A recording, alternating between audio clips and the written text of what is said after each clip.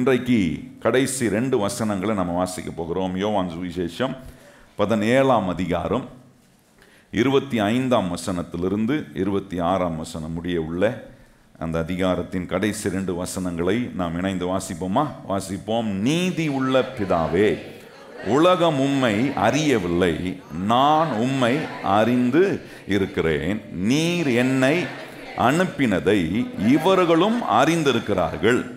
நீர் என்னிடத்தில் வைத்த அன்பு அவர்களிடத்தில் இருக்கும்படிக்கும் நானும் அவர்களில் இருக்கும்படிக்கும் உம்முடைய நாமத்தை அவர்களுக்கு தெரியப்படுத்தினேன், இன்னமும் தெரியப்படுத்துவேன் என்றார். இன்னொரு வாசிக்கலாமே. ஆண்டவர் இயேசு இந்த அதிகாரத்தில் அவர் எப்படி ஜெபத்தை முடிக்கிறார்ன்றதை பாருங்க. எவ்வளோ அற்புதமான காரியத்தை அவர் சொல்லி முடிக்கிறாரு அப்படின்றது. முடிக்கிறாருன்னா அந்த முடிவை நமக்குள்ள தொடரும்படி உண்டாக்கி விட்டுட்டு அந்த இடத்துல அதை நிறைவுபடுகிறார். நீதி உள்ள பிதாவே, உலகம் உம்மை அறியவில்லை, நான் உம்மை அறிந்திருக்கிறேன். நீர் என்னை அனுப்பினதை இவர்களும் அறிந்திருக்கிறார்கள். நீர் என்னிடத்தில் வைத்த அன்பு அவர்களிடத்தில் இருக்கும்படிக்கும் நான் அவர்களில் இருக்கும்படிக்கும் உம்முடைய நாமத்தை அவர்களுக்கு தெரியப்படுத்தினேன், இன்னமும் தெரியப்படுத்துவேன் என்றார். எவ்வளோ அற்புதமான வார்த்தைகள். இன்றைக்கு இந்த 2 வசனத்திலிருந்து இயேசுநாதர் நம்ம மேல் அவர் எப்படிப்பட்ட அன்பை வச்சிருக்கிறாரு என்பதை தான் இயேசுநாதர் அவருடைய அன்பை சொல்லி இந்த ஜெபத்தை அவர் ஒரு நிறைவு பண்ணுகிறத நம்ம இங்கே கவனிக்கிறோம். இயேசுநாதருடைய அன்பு ரொம்ப விலையேற பெற்றது. எவ்விதமான விதங்களில் நம்முடைய வாழ்க்கையில் இயேசுவின் அன்பை ருசிக்கிறோம் என்பதை இந்த வேத பகுதி ரொம்ப அற்புதமாக உங்களுக்கு காட்டும் பாருங்க. இயேசுநாதர் சொல்லும்போது என்னுடைய அன்பை ருசிக்காத இன்னும் மக்கள் இருக்கிறார்கள் அப்படின்றார். என்னுடைய அன்பை ருசித்தவர்களும் இருக்கிறார்கள். கையை உயர்த்தி சொல்லுங்க. நம்மெல்லாம் இயேசுவின் அன்பை ஒவ்வொரு நாளும் ருசிக்கிறோம். எத்தனை பேர் ருசிக்கிறவங்க கையை உயர்த்தி சொல்லுங்க. கர்த்தர் நல்லவர் என்பதை நான் ஒவ்வொரு வினாடியும் ருசிக்கிறேன். கையை உயர்த்தி நல்லா சொல்லுவோமே. கர்த்தர் நல்லவர் என்பதை ஒவ்வொரு வினாடியும் நாம் என்ன செய்கிறோம்?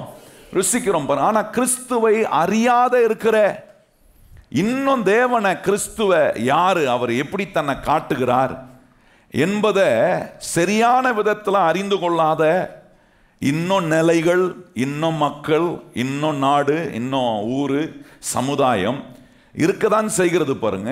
வேதம் அதுக்கு என்ன காரணங்கள் எல்லாம் கொடுக்கிறது என்பதை நம்ம கவனிக்கும் போது தான் இந்த அன்பின் வெளிப்பாடு நம்முடைய வாழ்க்கைக்குள்ள வரும்போது அந்த அன்பின் வெளிப்பாடு தேவ அறிவை நமக்கு உண்டாக்கி, இந்த அன்பின் வெளிப்பாட்டினால் உண்டான தேவ அறிவின் மூலமாய் தேவனுடைய அன்பை நம்முடைய வாழ்க்கையில் எப்படி நிஜமாக்கி அந்த அன்பை பிறருக்கு நாம் எப்படி காட்ட முடியும் என்பதை தான் இயேசுநாதர் அவருடைய அன்பை இங்கே ரொம்ப அற்புதமாக நடைமுறைப்படுத்தி காட்டுகிறார். சொல்லலை சும்மா நான் அன்பின் தேவன் என்பதை காட்டிட்டு போல, நடைமுறை விதத்தில் தம்மை பின்பற்றுகிற பிள்ளைகள் அவருடைய அன்பை ருசிக்கணும், அவருடைய அன்பில் வாழணும், அந்த அன்பில் அவர்கள் பிறருக்கு அதே செயலை காட்ட வேண்டும் என்பதை இயேசுநாதர் இங்கே ரொம்ப அற்புதமாக சொல்லுகிறார். அப்போ ஒரு முதல் காரியத்தை கவனித்து பாருங்க. 25ஆம் அதிகாரத்தில் 25ஆம் வசனத்தில் கவனிச்சிங்கன்னா அங்கே சொல்கிறாரு, நீதி உள்ள பிதாவே, உலகம் உம்மை, முதல் காரணம் பாருங்க, உலகம் உம்மை அறியவில்லை. இந்த அன்பின் தேவன் சொல்றாரு, இந்த உலகத்துக்கு அன்பை காட்ட வந்தேன், அன்பை கொடுக்க வந்தேன், அன்பின் நிமித்தமா எல்லாத்தையும் நான் செய்திருக்கிறேன். வந்து அன்பின் நிமித்தமா செஞ்சவர் மாத்திரம் இல்லை, இந்த உலகத்தை உண்டாக்குவதற்கு முன்பாக, மனுஷனை உண்டாக்குவதற்கு முன்பாகவே அவர் அன்பின் தேவனா இருக்கிறார் பாருங்க. ஆனா இந்த இடத்துல நீங்க கவனிச்சீங்கன்னா இயேசுநாதர் சொல்றாரு, உலகம் உம்மை அறியவில்லை. இப்போ கவனிச்சு பாருங்க, உலகம் உம்மை அறியவில்லை என்பதுக்கு 1 கொரிந்தியர் 1ஆம் அதிகாரத்தில் 21ஆம் வசனத்தை கவனிப்போனா, ஏன் அறிய முடியலை அப்படின்றத ரொம்ப அற்புதமான காரணங்களை ஆண்டவர் இங்கே நம்ம காட்டுகிறத நம்ம கவனிக்க முடியும். பரிசுத்த பவுல் அங்கே ரொம்ப அற்புதமாக 21ஆம் வசனத்தில் சொல்றாரு பாருங்க, எப்படி எனில் தேவன் ஞானத்துக்கு ஏற்றபடி உலகமானது சுய ஞானத்தினாலே தேவனை அறியாதிருக்கையில் பைத்தியமாக தோன்றுகிற பிரசங்கத்தினாலே விசுவாசிகளை ரட்சிக்க தேவனுக்கு நல்ல கவனிங்க சொல்ற பாருங்க. உலகமானது சுயஞானத்தினாலே தேவனை அறியாதிருக்கையில். அப்போ கவனிச்சு பாருங்க, ஏன் இன்னும் உலகம் தேவனுடைய அன்பை அனுபவிக்க முடியல, புரிந்து கொள்ள முடியலன்னா, இங்க ஒரு பெரிய காரியத்தை ஒன்று மனுஷனுடைய வாழ்க்கையில் இருக்கிறத காட்டுறாரு. என்ன காட்டுறாருன்னா, மனுஷனுக்குள்ள இருக்கக்கூடிய அந்த சுய ஞானம், சுய முயற்சி, சுய புத்தி, இந்த 3 வார்த்தைகள் ரொம்ப முக்கியமானது. சுய ஞானம், சுய முயற்சி, சுய புத்தி. சொல்லுங்க வாய் திறந்து. சுய ஞானம், சுய புத்தி, அப்புறம் சொன்ன மறந்தும் பாருங்க, சுய முயற்சி. இந்த 3மே பாருங்க ரட்சிக்கப்பட்டா கூட நம்மகிட்ட இருக்கு பாருங்க. சுயமா ஒன்றை செய்யணுன்றதுல மனுஷனுடைய மாம்சம் ரொம்ப அதிகமாக வாஞ்சிக்குது. இன்னைக்கு இந்த சுய ஞானம், சுய முயற்சி, சுய புத்தி என்ன செய்யுதுன்னா, மனுஷனுக்குள்ள ஒரு பெருமையை உண்டாக்கி என்ன பண்ணுதுன்னா, அந்த பெருமை, நான் என்னால் எல்லாம் செய்ய முடியும் போது நான் எதுக்கு தேவனை அறிந்து கொள்ளக்கூடிய அறிவை எனக்குள்ள வளர்த்து கொள்ளணும்? இந்த ஒரு என்ன காரியத்தை பிசாசு ரட்சிக்கப்பட்ட தேவனுடைய பிள்ளைகளுக்குள்ள அதிகமாக செய்வான். ஏன்னா தேவனை அறிய அறிய அந்த தேவனுடைய அன்பு நம்மில் பூரணமாய் விளங்கும். கையை உயர்த்தி சொல்லுங்க, தேவனை அறிய அறிய அந்த தேவனுடைய அன்பு என்னில் பூரணமாய் விளங்கும். எல்லாரும் கையை உயர்த்தி சொல்லுவோம், தேவனை அறிய அறிய அந்த தேவனுடைய அன்பு என்னில் என்னவாகுது? பூரணமாகுது. பூரணமாகும் போது வேதம் சொல்லுகிறபடியே இருதயத்தின் நிறைவினால வாய் பேசுகிறது போல இந்த அன்பின் தேவனை அறிய அறிய அந்த அன்பினால நான் நிரப்பப்படும் போது ஆட்டோமேட்டிக்கா இந்த கிறிஸ்துவினுடைய அன்பின் செயல்களை என்னுடைய வாழ்க்கையில் ஆண்டவர் ஆவியானவர் அதை நிஜமாக்க எல்லா வேலைகளையும் அவர் செய்கிறார். அப்போ கவனிச்சு பாருங்க, இந்த சுய ஞானம், சுய முயற்சி, இந்த சுய புத்தி என்ன சொல்லுதுன்னா, என்னால் முடியும். உலகத்தில் சொல்கிறான் பார்த்தீங்களா, என்ன சொல்கிறாங்க? உன்னால் முடியும் தம்பி, உன்னால் முடியும் தம்பி அப்படின்றாங்க. நம்ம சொல்லணும், இல்லைப்பா என்னால் முடியாது, என் மேல் அன்பு கூர்ந்த இயேசுவினுடைய அன்பினாலே எல்லாம் செய்ய என்னால் கூட. கையை உயர்த்தி சொல்லுங்க, என் மேலே அன்பு கூர்ந்து தம்முடைய ஜீவனையே எனக்காக கொடுத்த இயேசுவின் அன்பு தான் என்ன ஒரு நல்ல வேலையை செய்ய வைக்க நல்ல திராணி உள்ளவனாய் கர்த்தர் மாற்றுகிறார். பாருங்க, அதனுடைய விளைவுகளை பாருங்களேன். சுய முயற்சி, சுய ஞானம், சுய புத்தியில் ஒரு மனுஷன் இருக்கும்போது என்ன சொல்றான்? என்னால் முடியும்.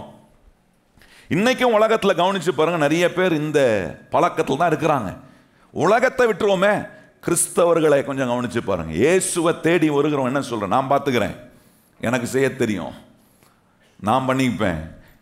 இந்த வார்த்தைகள் வரும்போது சுய முயற்சி உள்ள வந்துருச்சு, சுய புத்தி வந்துருச்சு, சுய ஞானம் வந்துருச்சு. ஆண்டவர் சொல்றாரு, உன் சுய புத்தியை வச்சு, உன் சுய ஞானத்தை வச்சு, உன் சுய முயற்சியை வச்சு ஆண்டவர் சொல்ற தேவனை நீ அறிந்து கொள்ளவே முடியாது. நல்ல கவனிங்கள், ஆண்டவர் சொல்ற ஒரு அற்புதமான சுய முயற்சியில நான் கடவுள் யாருன்னு கண்டுபிடிச்சிருவேன் அப்படின்னு நீங்க என்ன முயற்சி பண்ணி பாருங்க, உங்களுக்கு ஆண்டவரை நீங்கள் உணர முடியாது, ஆண்டவருடைய அன்பை நீங்கள் ருசிக்க முடியாது. பாருங்கள், பவுல் ரொம்ப அற்புதமாக அதனுடைய விளைவை சொல்கிறார் பாருங்கள். 21ஆம் வசனம், ரோமர் 1ஆம் அதிகாரம் 21ஆம் வசனத்திலிருந்து 23ஆம் வசனம் வரைக்கும் பாருங்கள். அங்கே சொல்லியிருக்கிறார்கள், அவர்கள் தேவனை அறிந்தும் அவரை தேவன் என்று மகிமைப்படுத்தாமலும். எல்லாரும் வாசிப்போமே.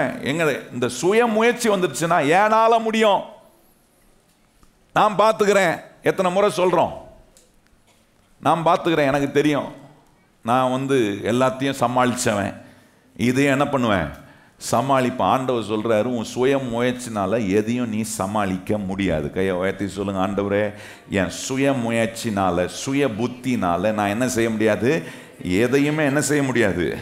பாருங்க, இந்த வசனத்தை வாசிக்கிறதுக்கு முன்னாடி நீதிமொழிகள் 3ஆம் அதிகாரம், அப்போ தான் நமக்கு தெரியும் இந்த சுய புத்தி என்னெல்லாம் தடையை உண்டாக்குது இந்த தேவனை அறிந்து கொள்வதுக்கு. அதான் ஆண்டவர் சொல்ற, இயேசுநாதர் சொல்ற, உலகம் இன்னும் அறியவில்லை. உலகம் உண்மை அறியவில்லைன்னா ஆண்டவர் சொல்றாரு, ஏன் அறியலைன்னா சுய முயற்சி, சுய புத்தி, சுய ஞானம் ஒரு மனுஷனுக்குள்ள வரும்போது தேவனை ஒதுக்கி விடுறான். தேவனுடைய அன்பை அவன் ருசிக்க முடியல. தேவனுடைய அன்புக்குள்ள ஒரு மனுஷன் வாழ முடியாம போய் விடுகிறான். தேவன் அன்பா இருக்கிறார். அந்த அன்புள்ள தேவனுக்குள்ள ஒரு மனுஷன் வாழ முடியாமல் இருக்கக்கூடிய ஒரே தடை என்னன்னா அவனுடைய சுய முயற்சி, அவனுடைய சுய ஞானம், அவனுடைய சுய புத்தி. பாருங்க, நீதிமொழிகள் 3ஆம் அதிகாரம் 5ஆம் வசனத்துல வாசிப்போமா? அங்க என்ன சொல்றாரு பாருங்க, உன் சுய புத்தியின் மேல. எப்படி ஆரம்பிக்கிறார் பாருங்க. யார் சொல்றார்? சாலமோனு ராஜா, ஞானம் உள்ளவன், கர்த்தரிடத்துல ஞானத்தை கேட்டு பெற்றவன், பல காரியங்களை செய்தவன் சொல்றான். என்ன சொல்றான் பாருங்க, உன் சுய புத்தியின் மேல சாராமல் உன் முழு இருதயத்தோடு கர்த்தரில் நம்பிக்கையாயிருந்து உன் வழிகளில் எல்லாம் அவரை நினை. சொல்லுங்க எல்லாம் வாய்த்திருந்து, நம்முடைய வழிகள் எல்லாம். அப்படின்னா எதுலையுமே அவரை நினைக்காம இருக்க முடியாது. சாப்பிடும் போது நினைக்கணும், தூங்கத்துக்கு முன்னாடி நினைக்கணும், ஏன்னா வெளியே போகும்போது நினைக்கணும், வேலை செய்யும் போது நினைக்கணும், நம்முடைய வழிகள் எல்லாம். அது இன்னும் கொஞ்சம் ஸ்ட்ராங்காக சொல்லணும், இந்த மூச்சு இருக்கிற வரைக்கும் அவரை நான் நினைக்கிறேன். கையை உயர்த்தி சொல்லுங்க, இந்த மூச்சு இருக்கிற வரைக்கும் அவரை நினைக்கிறாங்க. சொல்றாரு பாருங்க, உன் வழிகள் எல்லாம் அவரை நினைத்துக்கொள், அப்பொழுது அவர் உன் பாதைகளை செவைப்படுத்துவார், நீ உன்னை ஞானி என்று. தான் சொன்னேன், சுய புத்தி என்ன பண்ணணும், நான் ரொம்ப அறிவாளி, எனக்கு எல்லாம் தெரியும். எத்தனை முறை பாருங்க பிசாசு நம்மளை உலகம் அறியவில்லை என்று இயேசுநாத ஜெபிக்கிற அந்த ஒரு காரணத்துக்குள்ள நம்முடைய வாழ்க்கையை அனுப்ப என்னெல்லாம் செய்யறான் பாருங்க. நம்முடைய சுய முயற்சியை, சுய புத்தியை, சுய ஞானத்தை நம்மளை சார்ந்து கொள்ளும் போது இங்கே வேதம் சொல்லுகிறது 7ஆம் வசனம், நீ உன்னை ஞானி என்று எண்ணாதே, கர்த்தருக்கு பயந்து தீமையை விட்டு. கர்த்தருக்கு பயந்து அப்படின்னா கர்த்தர் உனக்கு சொல்லக்கூடிய காரியங்களை அவரை சார்ந்து, அவரை ஃபாலோ பண்ணி. பயப்படுறதுன்னா அப்படியே சும்மா வந்து அப்படி நடுங்கிட்டு. சில பேர் பண்ணுவாங்க, பார்த்துருக்கீங்களா? ரோட்லேயே பண்ணுவாங்க. சிலர்லாம் பார்த்துருப்பீங்க, பார்க்காதவங்களாம் நீங்கள்.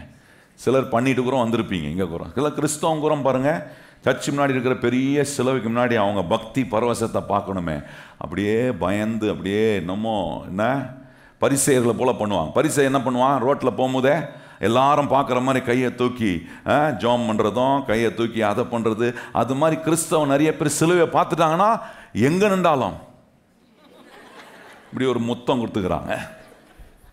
பக்தி பரவசம். நான் நினச்சிக்கிறாங்க அப்படி இருந்தால் தான் கர்த்தருக்கு பயப்படுது. இல்லைங்க, கர்த்தருக்கு பயப்படுது என்ன தெரியுமா? நான் என் சுய புத்தியை சாரல, என் சுய முயற்சியை சாரல. கையை உயர்த்தி சொல்லுங்க, கர்த்தருக்கு பயப்படுறது என்ன நான் ஞானி என்று நினைச்சுக்கிட்டு எனக்கு எல்லாம் தெரியும் நினைக்கிறது. ஆண்டவர் சொல்றாரு, அதல்ல. என்னை உண்டாக்கின என் மேல் அன்பு காட்டுகிற இயேசு எனக்கு எல்லாவற்றையும் சொல்லிக் கொடுக்கிறார். கையை உயர்த்தி சொல்லுங்க, என்னை உண்டாக்கி என்னை ரட்சித்து என் மேல் அன்பு காட்டுகிற. எத்தனை பேர் வலது கரத்தை உயர்த்தி சொல்றீங்க? என் மேல் அன்பு காட்டுகிற இயேசு என்ன செய்கிறாரு? எனக்கு எல்லாத்தையும் அவர் சொல்லிக் கொடுக்கிறாரு. நல்லா கவனிச்சு பாருங்க. சொல்லிட்டு சொல்றாரு, இப்போ வாங்க ரோமர்ல கவனிச்சு பாருங்க என்ன சொல்றாரு பாருங்க. அவர்கள் அவரை தேவன் என்று அறிந்தோம், அவரை என்ன பண்ணலையா, தேவன் என்று அவரை மகிமைப்படுத்தாம. அதுக்கப்புறம் பாருங்க அங்க சொல்றாரு, தேவன் என்று மகிமைப்படுத்தாமல் ஸ்தோத்தரியாமலும் இருந்து தங்கள் சிந்தனையினாலே வீணரானார்கள். உணர்வில்லாத அவர்களுடைய இருதயம் இருளடை. உணர்வில்லாத இருதயம். தேவனை சார்ந்து கொள்ளணும். என் மேல அன்பு காட்ட ஒரு தேவன் இருக்கிறாரு, எனக்கு ரட்சிப்பை கொடுத்த ஒரு தேவன் இருக்கிறாரு. நான் என் சுய முயற்சியை சாரக்கூடாது, என் சுய பலத்தை சார்ந்து கொள்ளக்கூடாது, என்ன என்னுடைய சுய புத்தியும் ஞானத்தையும் நான் சார்ந்து கொள்ளக்கூடாது. எனக்கு அறிவை கொடுக்கிறவர் கர்த்தர், எனக்கு ஞானத்தை கொடுக்கிறவர் கர்த்தர், எனக்கு பலனை கொடுக்கிறவர் கர்த்தர், எனக்கு உயிரை கொடுக்கிறவரே இயேசுவா இருக்கும்போது நான் என்ன செய்யணும்னா அவரை சார்ந்து கொள்ளணும். அவரை சார்ந்து கொள்ளும் போது இங்க சொல்லியிருக்கிற வசனம் பாருங்க, அவரை தேவன் என்று அறிந்தும் அவர் என்ன பண்ணலையா, ஸ்தோத்திரையில் மகிமைப்படுத்தல.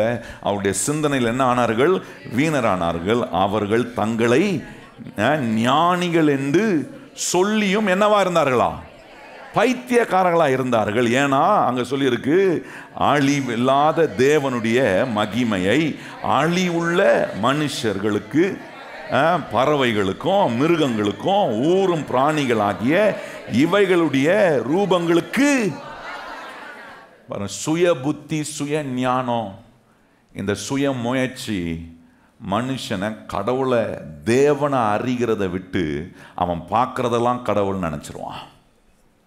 அதான் இன்னைக்கு நிறைய பேர் செய்யும் தொழிலே என்னவான்னு சொல்றாங்க. ஆமா, அப்படி வச்சுக்கிறீங்களா கொள்கை? யாராவது நம்மளும் கிறிஸ்தவங்களை மாறினோன்னே செய்யும் தொழிலே தெய்வம்னு கடையை திறக்கும் போதே பிதா குமாரன் பரிசுத்த ஆவியானுடைய நாமத்தில் அப்படி எதாவது பண்ணுறீங்களா? கிடையாதுங்க. நம்முடைய வாழ்க்கையில் நம்ம சுய முயற்சியை சார்ந்து கொள்ள, சுய புத்தியை சார்ந்து கொள்ள, சுய ஞானத்தை சார்ந்து கொள்ளல. என் மேல் அன்பு காட்டுகிற இயேசுவை நான் சார்ந்து கொள்கிறேன். எத்தனை பேர் கையை உயர்த்தி சொல்கிறேன்? என் மேல் அன்பு காட்டுகிற இயேசுவை நான் சார்ந்து கொள்கிறேன். அழிவுள்ள காரியங்களை அவர்கள் மகிமைப்படுத்துகிறார்கள், அழிவில்லாத தேவனை அவர்கள் மகிமைப்படுத்தலை. நல்லா கவனிச்சு. என்ன பண்ணுது இந்த சுய முயற்சி, இந்த சுய புத்தி, இந்த சுய ஞானம் ஒரு மனுஷனை தனக்குள்ள பெருமையாக்குது. தன்னை ஞானி என்று நினைக்கிறான், தனக்கு எல்லாம் தெரியும் என்று நினைக்கிறான். அப்படி நினைக்கிற மனுஷன் ஒரு நாளும் தேவனுடைய அன்பை விலையேற பெற்றதான் யோசிக்கவே முடியாது. ஆனால் தன்னை ஞானி என்று நாம தன் சுய புத்தியை சார்ந்து கொள்ளாத ஒரு மனுஷன் எப்படிப்பட்டவனா இருப்பானா? கண்டிப்பாக அவன் தாழ்மை உள்ளவனாக இருப்பான். கையை உயர்த்தி சொல்லுங்க. கர்த்தர் நம்மளை அவருடைய அன்பை ருசிக்க ருசிக்க நம்மளை ரொம்ப தாழ்மை உள்ள ஆக்குவார். கையை உயர்த்தி சொல்லுங்க. இயேசுவினுடைய அன்பை ருசிக்க ருசிக்க பெருமை பாராட்டுறதுக்கு ஒண்ணுமே கிடையாதுங்க. என்னில் நான் பெருமை பாராட்டி கொள்ள பீத்திக்கிறதுக்கு ஒண்ணுமே கிடையாது. நம்ம ஊர்ல பாஷையில் சொன்னா அதான் கரெக்டா புரியும். சும்மா பீத்தல் மன்னன் வாங்க பார்த்தீங்களா சிலர்லாம். இந்த பீத்தல் மன்னன் கதைலாம் நம்மகிட்ட இருக்காது. என்ன உயர்வை கர்த்தர் கொடுத்தாலும் என்னில் மேன்மை பாராட்ட ஒண்ணுமே இல்லை. இயேசுவின் அன்பையே மேன்மை பாராட்டுறேன். கையை உயர்த்தி சொல்லுங்க. இயேசுவினுடைய மேலே இருக்கலாம். கையை உயர்த்தி. நீங்கள் என்ன 3வது வானத்தில் இருக்கிறீங்களா? எங்க கூட தான் இருக்கிறீங்களா? கையை உயர்த்தி சொல்லுங்க. இயேசுவின் அன்பை தவிர வேற எதுவும் என்ன பண்ணல, மேன்மை பாராட்டல. அதுதான் பவுல் சொல்றாரு. பவுல் எவ்வளவு ஞானிங்க, எவ்வளோ அறிவு அவருக்கு பாருங்க. முக்காவாசி பைபிள் அவர் தான் எழுதியிருக்கிறார் புதிய ஏற்பாட்டில். அவ்வளோ ஞானம், அவ்வளோ அறிவுள்ள ஒரு மனுஷன். அவர் சொல்றாரு, என்னால முடியாது, ஆனா என்னை பலப்படுத்துகிற கிறிஸ்துவினாலே எல்லாவற்றையும் செய்ய எனக்கு. பாருங்க, சார்ந்து கொள்றான். பாருங்க, தேவனுடைய அன்பை சார்ந்து கொள், தன்னை தாழ்த்துறான். தேவனுடைய அன்புக்குள்ள ஒரு மனுஷன் வரும்போது தன்னை பெருமையா பேசுறதுக்கு இடமே கிடையாது. ஒண்ணுமே தகுதியே இல்லாத நம்மளை இன்னைக்கு ரட்சித்து வச்சிருக்கிறாரு. என்ன அடிப்படையில் நம்மளை ரட்சித்திருக்கிறாரு? ஒன்னே ஒண்ணுதான், அவர் என் மேல் அன்பா இருக்கிறதினாலே நான் இன்னைக்கு ரட்சிக்கப்பட்டிருக்கேன். கையை உயர்த்தி சொல்லுங்க. இயேசு என் மேல அன்பா இருக்கிறதுனால நான் என்ன பண்ணப்பட்டிருக்கிறேன். வேற எதையுமே சொல்ல முடியாது. பாருங்க, எபேசியர் 2ஆம் அதிகாரத்தில் ரொம்ப அற்புதமாக சொல்லுகிறது. இந்த காரியம் உங்களால உண்டானதல்ல, இது தேவனுடைய ஈவு என்று வேதம் ரொம்ப அற்புதமாக சொல்லு. எபேசியர் 2ஆம் அதிகாரம் பாருங்க, அங்கே 7ஆம் வசனத்திலிருந்து, கிறிஸ்து இயேசுவுக்குள் நம்மை அவரோடு கூட எழுப்பி உன்னதங்களில் அவரோடு கூட உட்கார செய்து கிருபையினாலே விசுவாசத்தை கொண்டு ரட்சிக்கப்பட்டீர்கள். இது உங்களால் உண்டானது அல்ல. எல்லாரும் சொல்லணும். எல்லாரும் வாய்த்து சொல்லுங்க. இது என்னால உண்டானது அல்ல. எல்லாரும் கையை வாய்த்தி சொல்லுங்க. இது இப்ப ரட்சிக்கப்பட்டீங்க, உள்ள உட்கார்ந்து இருக்கிறனே, இது ஏனால் நடந்ததா? இன்னைக்கு இப்படி ஜோம் பண்றோமே, இது நம்மால் நடந்ததா? கிடையாதுங்க. ரட்சிப்பை கொடுத்து அந்த ரட்சிப்பின் மூலமா கர்த்தரை அறிவதற்கான வாஞ்சையை கொடுத்து அந்த வாஞ்சையை கரெக்டான இடத்துல கேட்கும்படி உங்களை கொண்டு வந்து உட்கார வச்சு ஒரு சபையில கொண்டு வந்து ஆண்டவர் உங்களை சேர்த்து பவுல் சொல்றாரு, இது என்னால் உண்டானதல்ல. எத்தனை பேர் கையை உயர்த்தி சொல்ல முடியும்? ஆண்டவரே, இது என்னால உண்டானது அல்ல, இது தேவனுடைய. கையை உயர்த்தி சொல்லுங்க. இது தேவனுடைய அன்பு. சொல்லுங்க வாயத்திறந்து. தேவனுடைய அன்பு. எல்லாரும் கையை உயர்த்தி சொல்லுங்க. இது தேவனுடைய அன்பு. எனக்கு கிடைக்கிற ஆசீர்வாதம் தேவனுடைய அன்பு. எனக்கு கிடைத்திருக்கிற ரட்சிப்பு தேவனுடைய அன்பு. சொல்லுங்க கையை உயர்த்தி. எனக்கு தேவன் கொடுத்திருக்கிற ஒரு நல்ல சபை தேவனுடைய அன்பு. இந்த நல்ல மேய்ச்சலுக்குள்ள கொண்டு வந்து உங்களை வச்சிருக்கிறாரு பாருங்க. இதெல்லாம் தேவன் பாராட்டுகிற ஈவு. எத்தனை பேர் கையை உயர்த்தி சொல்லுங்க. இதெல்லாம் தேவன் எனக்கு பாராட்டுகிற ஈவு. அதுக்கு அர்த்தம் சொல்றாங்க பாருங்க. ஒருவனும் பெருமை பாராட்டாதபடிக்கு இது கிரியையினால உண்டானதல்ல. ஒருவனும் பெருமை பாராட்ட, உங்க படிப்பை வச்சோ உங்க அந்தஸ்தை வச்சோ நான் என்ன என்னுடைய ஜாதி, என்னுடைய அது இதுன்னு இன்னைக்கு உலகத்தில் எதையோ சொல்லி பெருமை பாராட்டுறாங்க பாருங்க. கர்த்தர் சொல்றாரு, எதையும் அவருக்கு முன்பாக நாம் பெருமை பாராட்ட ஒன்றுமே இல்லை. ஒன்றை பெருசா நினைக்கிறேன், என் மேல அன்பு காட்டின இயேசுவை பெருசா நினைக்கிறேன். கையை உயர்த்தி, 2 கைகளையும் கர்த்தருக்கு நேராக உயர்த்தி சொல்லுங்க, ஆண்டவரே உங்க அன்பு ரொம்ப பெருசு, ஆண்டவரே ரொம்ப விலையேறப்பெற்றது. 2 வார்த்தையும் சொல்லுங்க, இயேசுவே உங்க அன்பு ரொம்ப பெரியது, ரொம்ப விலையேற பெற்ற அன்பை என் உள்ளத்துல என் வாழ்க்கைக்குள்ள நீர் ஆண்டவரே தந்திருக்கிறதுக்காக உமக்கு ஸ்தோத்திரம். பெருமை பாராட்ட இது கிரியையினால் உண்டானதல்ல என்று ஆண்டவர் எவ்வளவு அற்புதமா சொல்றார் பாருங்க. ஒருத்தரும் எதையும் ஒரு காலமும் நம்ம பெருமை பாராட்ட முடியாது. இப்படிப்பட்ட இயேசு கிறிஸ்து யோவான் 17:25 சொல்றாரு, இன்னும் உலகம் அறியவில்லைன்றாரு. உலகம் இந்த அன்பை அறியவில்லை. அடுத்தது சொல்றாரு பாருங்க, அடுத்தது ஒரு காரணத்தை சொல்றாரு. என்ன சொல்றாருன்னா, அதே யோவான் 17 ஏன் அறியவில்லை அப்படின்னா, சுய புத்தியை சார்ந்துக்கிறோம். ஏன் இன்னும் தேவனை இன்னும் நல்லா நான் அறிஞ்சு கொள்ள முடியல, இன்னும் சுயத்திலே இருக்கிறேன். இந்த தேவனுடைய அன்பை நம்ம யோசிக்கும் போது என்னில் பெருமை பாராட்ட ஒன்றுமே இல்லை. கையை வைத்து சொல்லுங்க, என்னில் பெருமை பாராட்ட. நல்லா கையை எப்படி அசைச்சு சொல்லுங்களேன், என்னில் பெருமை பாராட்ட. அடுத்த முறை எங்கேயாவது பீத்துனீங்கன்னு வச்சிங்க, இப்படி தான் நாம் வரணும், ஆண்டவரே என்னில் பெருமை பாராட்ட. சிலர் உங்களை சுற்றி இருக்கிறவங்க உங்களை பீத்துன்னு பீத்துவாங்க. உங்களை மாதிரி வருமா? நான் பெண்களுக்கு என்ன சொல்லுவான், உங்களை மாதிரி சாம்பார் வைக்க முடியுமா? அதுக்கு இதுன்னு என்னென்னமோ சொல்லுவாங்க. உடனே அந்த அம்மாவுக்கு அப்படியே ஐஸ் வச்ச மாதிரி சொல்லணும், நீங்கள் வைக்கிற சாம்பார் தான் நானும் வைக்கிறேன். சாம்பார் தாங்க. அந்த மாதிரி ஏதாவது உதாரணம் சொல்றேன். எங்கேயாவது பிசாசு நம்மளை பீத்துறதுக்கு எங்கேயாவது கொண்டு வருவான். அப்போ சொல்லணும், ஆண்டவரே என்கிட்ட பெருமை பாராட்ட ஒண்ணுமே இல்லை. கையை வைத்து சொல்லுங்க, என்கிட்ட பெருமை பாராட்ட. இந்த அனுபவம் இருக்குன்னா நான் சொல்றேன், உங்களை கர்த்தர் எந்த உயர்வுக்கு கொண்டு போனாலும் தாழ்மை உள்ளவர்களாக இருப்பீங்க. ஏன்னா எந்த உச்சத்துக்கு கர்த்தர் உங்களை கொண்டு போனாலும் உங்களுக்கு தெரியும், இது உங்களால உண்டானது அல்ல. எத்தனை பேர் கையை வைத்து சொல்லுங்க, எந்த உச்சத்துக்கு கர்த்தர் கொண்டு போனாலும். நல்ல கவனிங்கள், இதெல்லாம் கிறிஸ்தவ வாழ்க்கையில நம்ம கற்றுக்கொள்ள வேண்டிய, வாழ்க்கையில் அனுபவிக்க வேண்டிய, ஜீவியத்தில் பயன்படுத்த வேண்டிய ஒரு அவசியமான காரியம். பிசாசு இதுல தான் நம்மளை கீழே தள்ளுவான், நம்மளை பெருசா ஹீரோவா காட்டுவான். அப்ப சொல்லணும், இல்லை இது ஒரு ஜீரோ, இந்த ஜீரோக்குள்ள இயேசு ஹீரோவா வந்ததுனால தான் இன்னைக்கு இந்த உயர்வு. எத்தனை பேர் கையை உயர்த்தி சொல்ல முடியும், ஆண்டவரே நான் ஒரு பூஜ்யம், இந்த பூஜ்யத்துக்குள்ள ஹீரோவா இயேசு வந்தீரு, உங்க அன்பை காட்டினீரு, இந்த பூஜ்யத்து பக்கத்துல நீர் நிக்கிறீர் ஆண்டவரே, அதனாலதான் இந்த பூஜ்யத்துக்கே வேல்யூ. ஹலோ, புரியுதா உங்களுக்கு? நம்ம பூஜ்யத்துக்கு வேல்யூ எப்போ வரும்னா, இயேசு ஹீரோவா எனக்குள்ள இருக்கிறதுனால தான் இந்த பூஜ்யமா இருக்கிற எனக்கு கர்த்தர் வேல்யூவை கொடுக்கிறார். கையை உயர்த்தி சொல்லுங்க, ஆண்டவரே என் வேல்யூவே நீங்க தான் ஆண்டவரே. எத்தனை பேர் அப்படி சொல்ல முடியும், என் வேல்யூவே இயேசுவே நீங்க தான் ஆண்டவரே, நீங்க இல்லைன்னா நான் ஒரு ஜீரோ.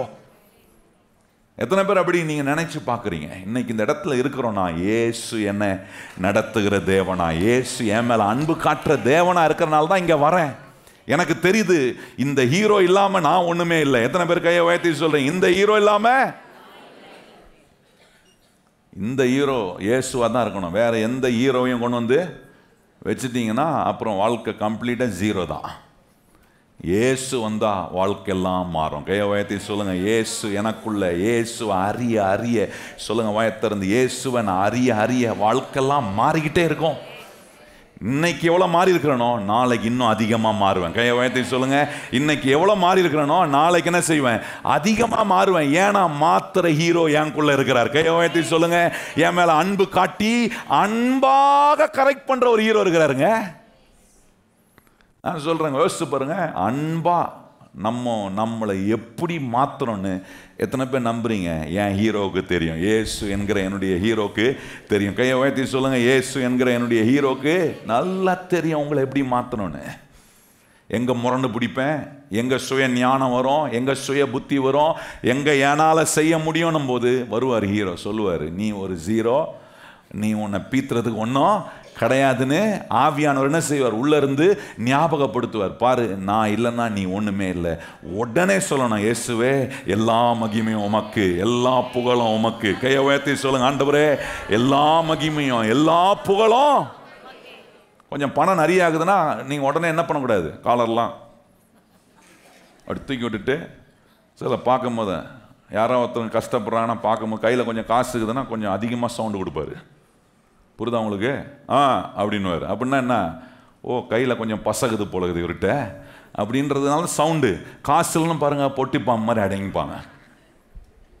நல்லா கவனிங்க, எந்த பொருளினாலும் நான் என்னை மேன்மை பாராட்டி என்கிட்ட ஒன்றுமே கிடையாது. கையை உயர்த்தி சொல்லுங்க, எந்த என்ன பொருளினாலும். எந்த இயேசுவை எடுத்துட்டீங்கன்னா எவ்வளோ உச்சத்துக்கு போய் உங்களை கர்த்தர் எவ்வளோ உயர்த்தி வச்சுனா அவர் விலகிட்டாருன்னா நான் சொல்கிறேன் எல்லா புகழும் எல்லா உயர்வும் ஜீரோ ஆகிடும்.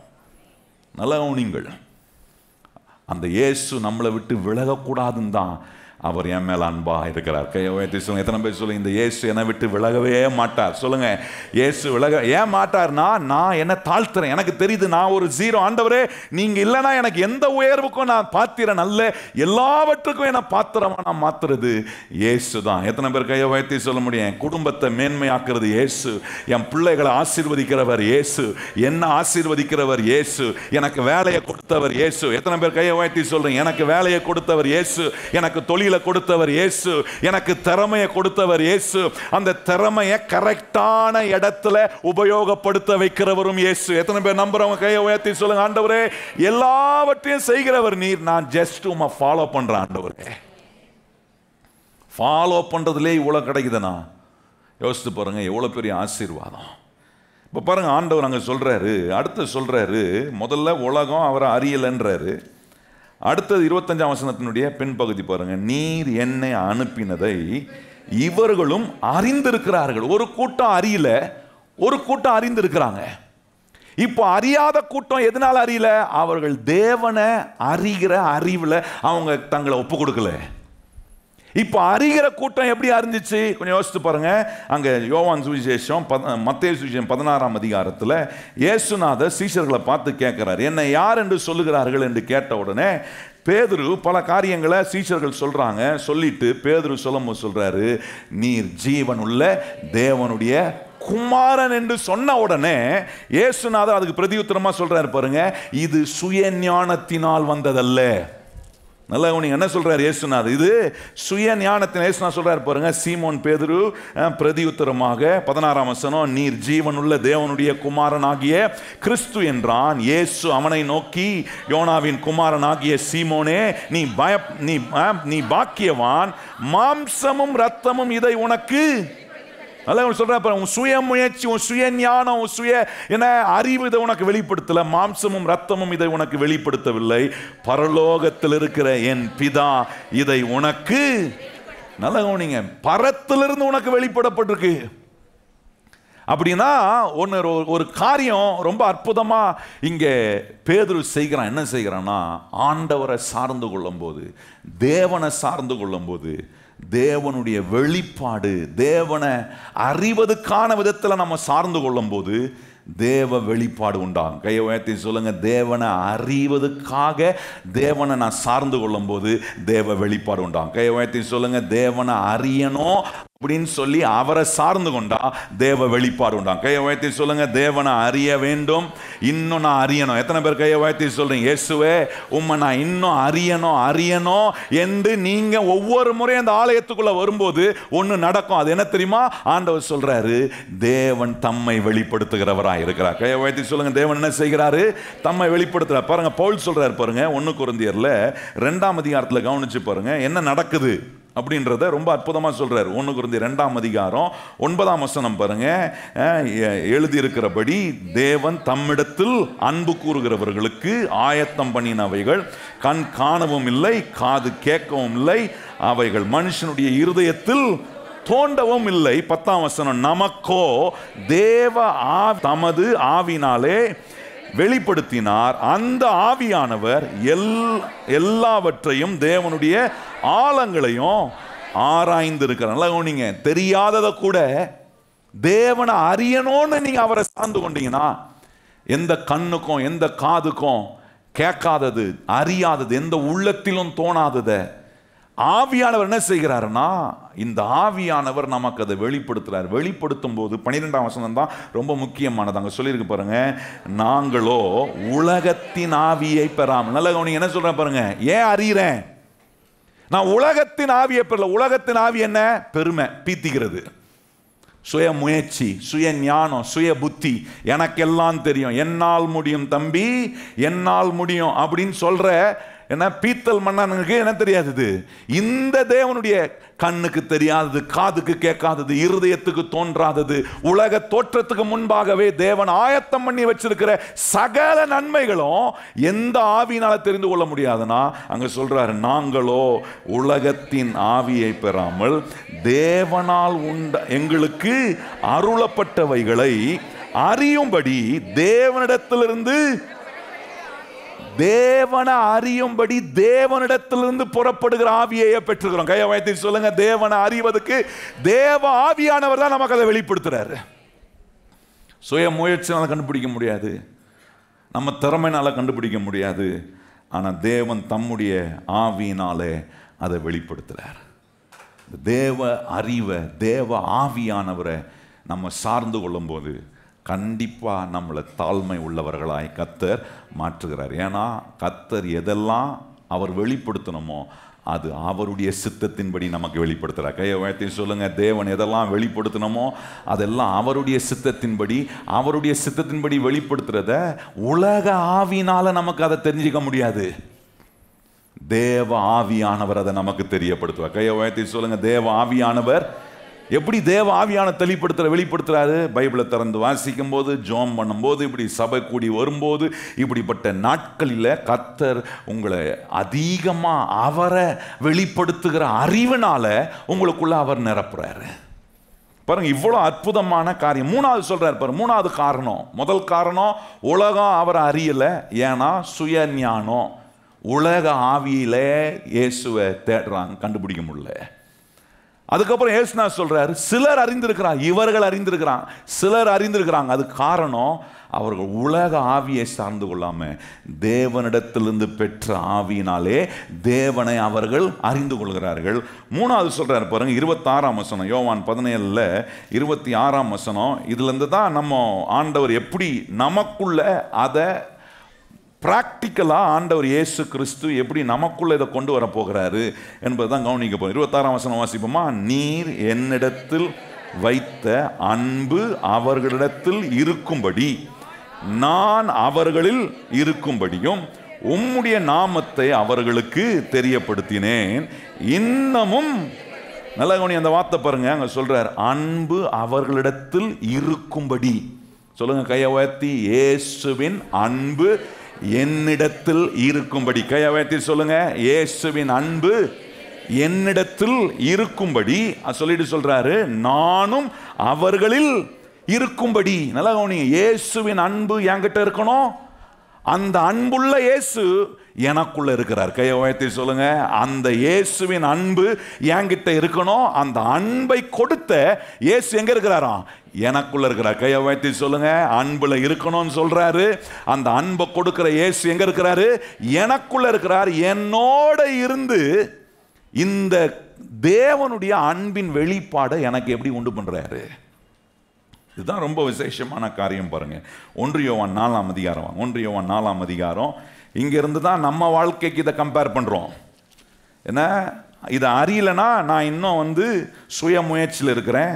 சுய முயற்சியில் இருந்தால் தேவனுடைய அன்பை, தேவனுடைய வெளிப்பாட்டை, அன்பின் வெளிப்பாட்டை நாம் அனுபவிக்க முடியாது. உலக ஆவியில் தேவனை அறிந்து கொள்ளணும்னு நினச்சிங்கன்னா முடியவே முடியாது. ஆனால் தேவ ஆவியினாலே தேவனை நமக்கு அவர் வெளிப்படுத்துகிறார். 16ஆம் வசனம் பாருங்க, 1 யோவான் 4ஆம் அதிகாரம் 16ஆம் வசனம் வாசிப்போமா? தேவன் நம்மேல் வைத்திருக்கிற அன்பு நாம் அறிந்து விசுவாசித்து இருக்கிறோம். தேவன் அன்பாகவே இருக்கிறார். அன்பில் நிலைத்திருக்கிறவன் தேவனில் நிலைத்திருக்கிறான், தேவனும் அவனில் நிலைத்திருக்கிறார். நல்லா கவனிச்சு பாருங்க. இப்போ ரொம்ப அற்புதமான ஒரு காரியம் சொல்றாரு. தேவனை குறிச்ச ஞானம், அறிவு, நம்முடைய வாழ்க்கைக்குள்ள உண்டாக வேண்டும். பாருங்க, பவுல் சொல்றாரு பிலிப்பியர் 3ஆம் அதிகாரம் 12ஆம் வசனம், நான் என்னை தேறினவன் ஆனேன் என்று எண்ணாமல், ரொம்ப அற்புதமா சொல்ல, நான் என்ன தெரியும் எல்லாம் எனக்கு தெரியும் நான் நினைக்காம தேவ அன்பின் வெளிப்பாட நான் அறிந்து கொள்ள நான் இன்னும் அவர் அதிகமா நாடுறேன். இங்கே நம்ம வாஸ்த வசனம் சொல்லியிருக்கு பாருங்க, அன்பில் நிலைத்திருக்கிறவன் தேவனில் என்ன பண்ணுகிறான், நிலைத்திருக்கிறான். இந்த அன்பில் நான் நிலைத்திருக்கணுமா, ஆண்டவர் சொல்றான் இந்த அன்பை உனக்குள்ள வச்சு அந்த அன்புள்ள தேவன் எனக்குள்ள இருக்க விரும்புறாராம். பாருங்க எவ்வளவு அற்புதமான அப்ளிகேஷன் பாருங்க. அன்பை கொண்டு வந்து அந்த அன்புல நம்ம இருக்கணும்னு சொல்லிட்டு அந்த அன்புக்குரிய தேவன் எனக்குள்ள இருக்கிறாரு. எனக்குள்ள இருக்கிற அந்த அன்பின் தேவனை நான் அறியதான் அந்த அன்பை நான் என் வாழ்க்கையில ருசிக்கிறேன். அந்த அன்பை பிறருக்கு நான் காட்டுறேன். இதை நான் விளங்கி கொள்ளனா, அது சொல்றார் பவுல் பிலிப்பியர்ல. நீங்க கவனிச்சு பாருங்க 3ஆம் அதிகாரம் அந்த 12ஆம் வசனத்தை மாத்திரம் நான் வாசிக்க விரும்புறேன். பாருங்க, வாசிப்போமா? 3ஆம் அதிகாரம் 12ஆம் வசனம் சொல்றார், நான் அடைந்தாயிற்று அல்லது முற்றிலும் தேறினவன் ஆனேன் என்று எண்ணாமல் கிறிஸ்து இயேசுவினால் நான் எதற்காக பிடிக்கப்பட்டேனோ அதை நான் பிடித்து கொள்ளும்படி. கையை உயர்த்தி சொல்லுங்க, ஆண்டவரே உம்முடைய அன்புல நான் ஆசையா ஒவ்வொரு நாளும் வாழணும். கையை உயர்த்தி சொல்லுங்க, உங்க அன்புல வாழணும் ஆண்டவரே, இதுதான் என் ஆசை. எத்தனை பேர் கையை உயர்த்தி சொல்றீங்க, ஆண்டவரே உங்க அன்புல நான் வாழணும், ஏன்னா உங்க அன்பு எல்லா காரியங்களையும் எனக்கு ஆண்டவரே நன்மையாய் செய்கிற அன்பு. அல்லேலூயா. ஆண்டவருடைய அன்புல வாழ்றதுக்கு தேவனை குறிச்ச அற்புதமான வெளிப்பாடு நமக்கு உண்டாகணும். பாருங்க, தேவனுடைய அன்பு, அந்த அன்பு நான் அறிந்து கொள்ள அதுதான் காட்டின சுயமுயற்சினால முடியாது. பிதா அதை வெளிப்படுத்தணும். பிதா அதை வெளிப்படுத்துறதுக்கு நம்ம மேலே எவ்வளோ ஆசை உள்ளவரா நமக்குள்ள வந்து இருக்கிறார். சொல்கிற அந்த அன்பு உங்களில் இருக்க, அந்த அன்பை கொடுத்த தேவன் உங்களோட கூட இருக்கணும்.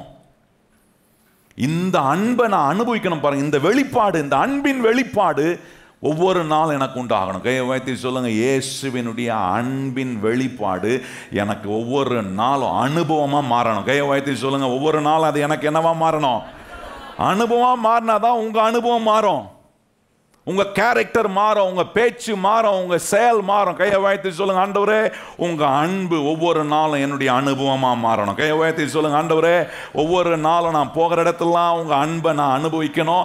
அந்த அன்பு எனக்கு அனுபவமா மாறும்போது என் அனுபவத்தெல்லாம் கர்த்தர் மாற்றுறார், என் செயல்களெல்லாம் கர்த்தர் மாற்றுகிறார். இந்த பரிசேயருங்க பாருங்க, நிறைய வசனங்கள் அவங்களுக்கு தெரியும், நிறைய பிரமாணங்கள் அவங்களுக்கு தெரியும். ஆனால் இயேசுநாதர் அன்பின் அடிப்படையில் வியாதியஸ்தர்களை சொஸ்தமாக்கும் போது அந்த வியாதியை சுகமாக்குனதை பெருசா நினைக்கல. அவன் என்ன சொல்றானுங்க, ஓய்வு நாளில் இவர் எப்படி சுகமாக்கலாம், குற்றம் கண்டுபிடிக்கிறான் பாருங்க. சுய முயற்சியை சார்ந்து சுய பலத்தை சாருகிறவன், தேவனுடைய அன்பின் வெளிப்பாடை புரிந்து கொள்ளாதவன் என்ன ஆண்டவர் செஞ்சாலும் அதுல ஒரு குறை கண்டுபிடிப்பான். நான் சொல்ல நல்லா கவனிக்கணும். கர்த்தர் உங்களுக்கு ஏராளமான நன்மையை செய்கிறார், ஆனாலும் என்னதான் பேசுகிறோம் பார்த்தீங்களா, கப்பு சிப்புன்னு ஆயிடுவீங்க. சில நேரம் என்னதான் வருது, என்னத்தை செஞ்சுட்டார் ஆண்டவர். நேற்று நமக்கு ஒரு உயிர் பிழைக்கும்படி ஒரு அற்புதத்தை செஞ்சிருப்பாரு, உயிர் பிழைச்சிட்டு வந்து அடுத்த நாள் சொல்ல என்னத்தை பெருசாக செஞ்சிட்டாரு. நல்லா கவனிங்க, கர்த்தர் அந்த அன்பு உங்களில் இருக்கணும். அந்த அன்பின் தேவன் உங்களோட கூடவே இருக்கிறார். கையை உயர்த்தி சொல்லுங்க, அந்த அன்பு உங்களுக்குள்ள இருக்கணும். அந்த அன்பை கொடுக்கிற தேவன் எங்க இருக்கிறாரு?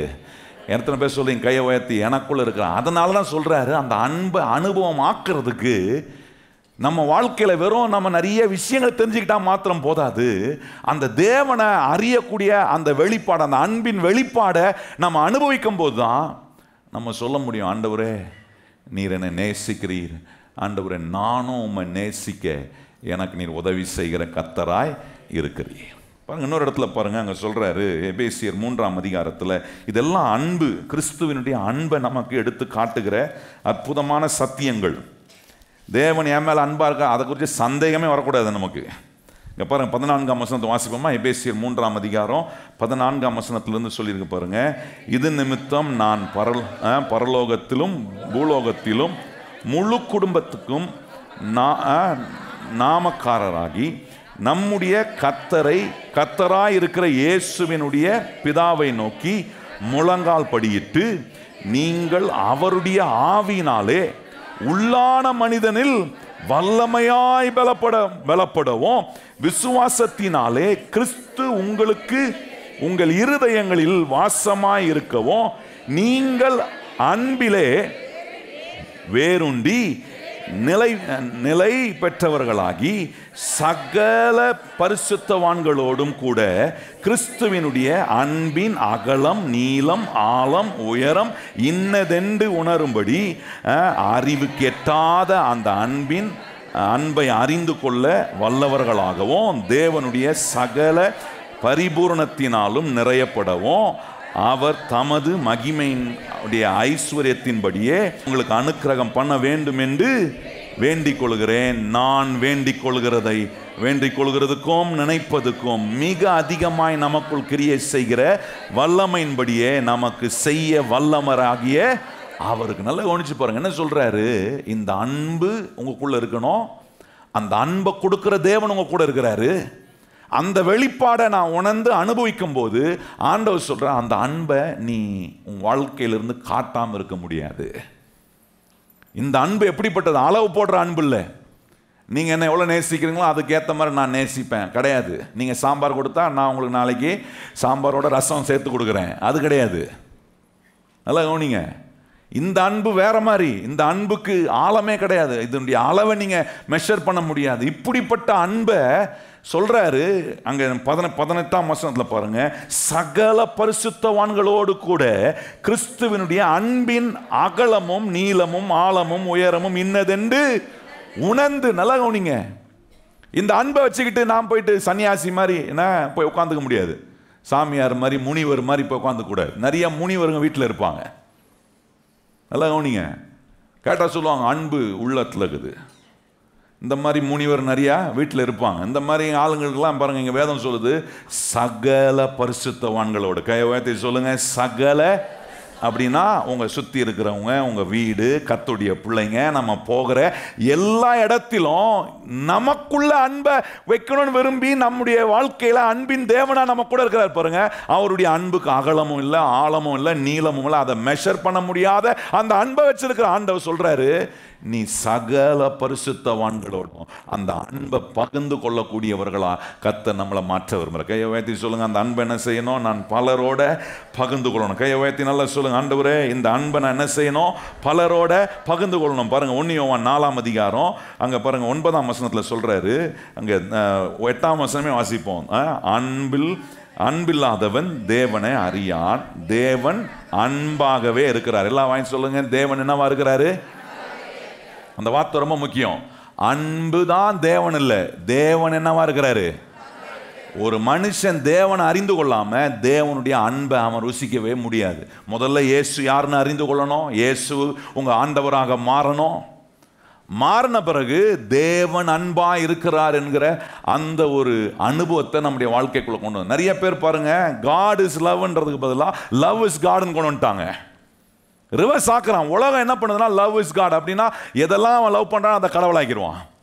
ஆனா இங்க வேதம் சொல்லுது தேவன் அன்பா இருக்கிறார். கையை உயர்த்தி சொல்லுங்க, காட் இஸ் லவ். அந்த ஒரு ஆர்டரை மாற்றக்கூடாது. மாற்றணும்னா அன்பே குழம்பிடும். இந்த தேவன் அன்புள்ள தேவன் என்ன செய்யறாரு? அந்த அன்பை எனக்குள்ள வச்சு அந்த அன்புள்ள தேவன் என்னோடு இருக்க இந்த வேலையெல்லாம் செய்யறாரு. இப்ப பாருங்க 9ஆம் வசனம் வாசிங்க. தம்முடைய ஒரே பேரான குமாரனாலே நாம் பிழைக்கும்படி தேவன் அவரை உலகத்திலே அனுப்பினதினால் தேவன் நம்மேல் வைத்த அன்பு வெளிப்பட்டது. 10ஆம் வசனம், நாம் தேவனிடத்தில் அன்பு கூறுகிறதினால் அல்ல, அவர் நம்மிடத்தில் அன்பு கூர்ந்து நம்முடைய பாவங்களை நிவர்த்தி செய்கிற கிருபாதார பலியாக தம்முடைய குமாரனை அனுப்பினதினாலே அன்பு என்ன பண்ணப்பட்டிருக்கிறது. நல்ல கவனிங்கள். இப்ப என்ன சொல்றாரு? அவருடைய அன்பை நமக்கு கொடுப்பதுக்காக தம்முடைய குமாரனை அனுப்பி தேவன் அன்பாகவே இருக்கிறார் என்பதை காட்டுவதற்கு ஆண்டவர் என்னெல்லாம் வேலை செஞ்சிருக்கிறார் என்பதை கவனிச்சு பாருங்க. மனுஷனுக்குள்ள இயல்பாகவே நேச்சுரல் லவ் இருக்கு. என்ன நேச்சுரல் லவ் என்ன பண்ணும் உலகத்தில்? கவனிச்சு பாருங்க. நான் சொல்றதெல்லாம் நீ செஞ்சா நான் உன் மேல என்ன பண்ணுவேன்? அன்பா இருப்பேன். நான் சொல்றதுக்கு முரண்டு பண்ணினா நான் என்ன பண்ணுவேன்? நானும் முரண்டு பண்ணுவேன். இது நேச்சுரல் லவ். ஆனால் அன்கண்டிஷனல் லவ்னு பைபிள் சொல்லுது. God's love is always unconditional. அது என்ன, நீங்கள் நல்லா இருந்தால் அந்த அன்பு நல்லா உங்களுக்கு வேலை செய்யணும் கிடையாது. வேதம் சொல்லுகிறது நாம் பாவிகளாக இருக்கும் போதே நம்ம மேல் அன்பு கூர்ந்து, அதுதான் அன்கண்டிஷனல் லவ். நல்லா யோசிச்சு பாருங்கள். உலகத்தில் இருக்கிற மாதிரி நேச்சுரல் லவ் மாதிரி, நீங்கள் நல்லது செஞ்சால் நான் உங்களுக்கு நல்லது செய்வேன், என்கிட்ட நல்லா பேசுனீங்கன்னா நான் நல்லா பேசுவேன், நீங்கள் ஒம்பு பண்ணீங்கன்னா நானும் ஒம்பு பண்ணுவேன். இப்படி நம்ம எதிர்பார்க்குற நேச்சுரல் லவ் மாதிரியே இந்த இயற்கையில் நமக்கு ஸ்வாபத்தில் ஆண்டவர் கொடுத்துருக்கிற அந்த நேச்சுரலான லவ்லையே நம்ம வாழ்க்கை இருக்கோன்னா, ஆண்டவரும் நம்மக்கிட்ட இப்படி வருவார்னா, நான் சொல்கிறேன், என்னைக்கு தான் நான் என் ஆண்டவருடைய அன்பை ருசிக்கிறது? ஏன்னா ஒவ்வொரு நாளும் ஆண்டவருக்கு எதிராக நம்ம பல காரியங்களை செய்கிறோம், அவருக்கு விரோதமாக சில காரியங்களை பேசுகிறோம், ஏன்னா அவர் சொல்கிறத நம்ம கீழ்ப்படிய மாற்றோம், எல்லாமே இருக்கே. இப்படிப்பட்ட என்கிட்ட அவர் எப்படி அன்பு காட்டுவார்? நல்லா கவனிங்க. அதனால தான் ஆண்டவருடைய அன்பு இட்ஸ் அன்கண்டிஷனல். அதை அளவிடவே முடியாது. அதான் காட்டின உங்களுக்கு அவருடைய அன்பின் அகலமும் ஆழமும் நீளமும் உயரமும் அறிந்து கொள்ளவே முடியாது. அப்படிப்பட்ட அளவற்ற தேவனுடைய அன்பை நம்முடைய மேலே ஆண்டவர் வச்சு நமக்கு அன்பு காட்டுறாரு. அதுதான் இந்த வசனங்களை நம்ம நல்லா புரிந்து கொள்ளணும். தேவன் அன்பாக இருக்கிறார். ஏன்னா நான் என்ன செய்கிறேன் அதை வச்சு என் மேலே அன்பு காட்டுறவர் அல்ல, அவர் அன்பாக இருக்கிறதுனால தான் அந்த தேவனுடைய அன்பை வச்சு நான் செய்கிற காரியத்தெல்லாம் அவர் மாத்துறாரு. கையை உயர்த்தி சொல்லுங்க, அவர் அன்பாக இருக்கிறதுனால தான் என் குறும்பெல்லாம் அவருடைய அன்புனால மாத்துறாரு. என் கீழ்ப்படியாமையெல்லாம் அவருடைய அன்பை எனக்கு உணர வச்சு என்னை இப்போ கீழ்ப்படியாத இருந்த என்ன கீழ்ப்படியக்கூடியவனா மாத்துறாரு. அன்பை ருசிக்காம இருந்தேன்னா இன்னைக்கு கிறிஸ்துவின் அன்பை ருசிச்சு இன்னைக்கு இயேசுவை தேடி வரேன், ஆராதிக்கிறேன், என் வாழ்க்கையை அவருக்கு கொடுக்கிறேன், என்னுடைய எல்லாமே அவருக்கு நான் அர்ப்பணிக்கிறேன். ஏன்னா இன்னைக்கு புரிந்து இந்த தேவனுடைய அன்பு இவ்வளோ மோசமான என்ன கூட இன்னும் நேசிக்கிறாரு அவரு. இன்னொரு இடத்துல பாருங்க, ஆண்டவர் சொல்ல இந்த அன்பு எப்படிப்பட்ட விதத்துல தேவன் இந்த அன்பை நமக்கு வெளிப்படுத்துறாருன்றதை காட்டுறேன். இன்னொரு இடத்துல பாருங்க, யோவான் 13ஆம் அதிகாரம் வாங்க. யோவான் 13ஆம் அதிகாரத்தில் இயேசுநாதர் தம்முடைய சீஷர்களை பார்த்து சொல்ற ஒரு அருமையான வார்த்தை. 15ஆம் அதிகாரம், யோவான் 15ஆம் அதிகாரத்தில் தேவன் சொல்ற ஒரு வார்த்தை பாருங்க. அங்க இயேசுநாதர் சீஷர்களை பார்த்து சொல்ல 13ஆம் வசனத்துல பார்ப்போமா, ஒருவன் தன் சிநேகிதனுக்காக தன் ஜீவனை கொடுக்கிற அன்பிலும் அதிகமான அன்பு வேற ஒன்றும் ஒருவிடத்திலும் இல்லை. நான் உங்களுக்கு கற்பித்த யாவையும் நீங்கள் செய்கிறவர்களானால் என் சிநேகிதனாய் இருக்கிறீர்கள். இனி நான் உங்களை ஊழியக்காரன் என்று சொல்லுகிறதில்லை, ஊழியக்காரன் தன் எஜமான் செய்கிறதை அறிய மாட்டான். நான் உங்களை சிநேகிதர்கள் என்றேன், ஏனெனில் என் பிதாவினிடத்தில் நான் கேள்விப்பட்ட எல்லாவற்றையும் உங்களுக்கு சொல்றாரு. நான் உங்களுக்கு ஒரு சிநேகிதனாக இருந்து இந்த பிதா காட்டுற அன்பை, தேவன் காட்டுற அன்பை நீங்க ருசிக்கும்படி என் ஜீவனே உங்களுக்காக ஒப்பு கொடுக்க நான் வந்திருக்கிறேன். இப்படிப்பட்ட தேவனுடைய அன்பை இந்த சீஷர்கள் ருசித்ததினால வேதம் சொல்லுகிறது, இந்த தேவனுடைய அன்புக்கு நாம் கடனாளிகளா இருக்கிறோமா? கையை உயர்த்தி சொல்லுங்க, இப்படிப்பட்ட அன்பை வெளிப்படுத்தின இந்த தேவனுடைய அன்புக்கு நாம் எப்படிப்பட்டவர்களா இருக்கிறோம்? கடனாளியா. பாருங்க 1 யோவான்ல 3ஆம் அதிகாரத்தில் அது அப்படியே வரும் பாருங்க அந்த வார்த்தை. இந்த அன்புக்கு, இந்த அன்பை உங்களுக்கு வெளிப்படுத்துறாரா? இந்த அன்பை நீங்க ருசிக்கிறீங்களா? இந்த அன்பை நான் மாத்திரம் ருசிச்சு அனுபவித்துட்டு அப்படியே போறதில்லை. ஆண்டவர் சொல்றாரு, இந்த அன்பை ருசிக்கிற ஒவ்வொரு கர்த்தருடைய பிள்ளையும் இந்த அன்புக்கு என்னவா இருக்கிறாங்கன்னா அவர்கள் கடனாளியா இருக்கிறாங்கன்னு வேதம் சொல்லுது. பாருங்க 16ஆம் வசனம் பாருங்க, 3ஆம் அதிகாரம் 1 யோவான் 16ஆம் வசனம். அவர் தம்முடைய ஜீவனை நமக்காக கொடுத்ததினாலே அன்பு இன்னதென்று. என்ன அன்பு அப்படின்னா இயேசு சொல்றாரு, நான் என் ஜீவனையே கொடுத்து நான் உனக்கு அன்பு காட்டியிருக்கிறேன்பா, உனக்காக எனக்கு என்னையே முழுமையா கொடுத்துட்டேன். என் அன்பை உனக்கு காட்டுறதுக்கு, என் அன்பை உனக்குள்ள வச்சு அந்த அன்பின் அந்த வெளிப்பாடை, அந்த அன்பின் செயல்முறையை உங்க வாழ்க்கையின் அனுபவம் மாத்துறதுக்கு ஆண்டவர் சொல்ல, என் அன்பை உங்களுக்கு நான் கொடுத்துருக்கிறேன், ஜீவனை கொடுத்து சொல்றாரு பாருங்க. என்ன, தம்முடைய ஜீவனை நமக்காக கொடுத்ததினால் அன்பு இன்னதென்று அறிந்திருக்கிறோம், நாமும் சகோதரருக்காக ஜீவனை கொடுக்க. நல்ல கவனிங்க, ஆண்டவர் சொல்ல, நான் எப்படி என் அன்பை கொடுத்தனோ இந்த அன்பை நீங்க அனுபவிக்கும் போது கர்த்தர் சொல்றாரு, இந்த அன்பை இன்னொருவருக்கு கொடுக்க நாம் என்னவா இருக்கிறோம்? கடனாளி. கையை உயர்த்தி சொல்லுங்க, இந்த அன்பை கொடுக்கறதுக்கு நான் என்னவா இருக்கிறேன்?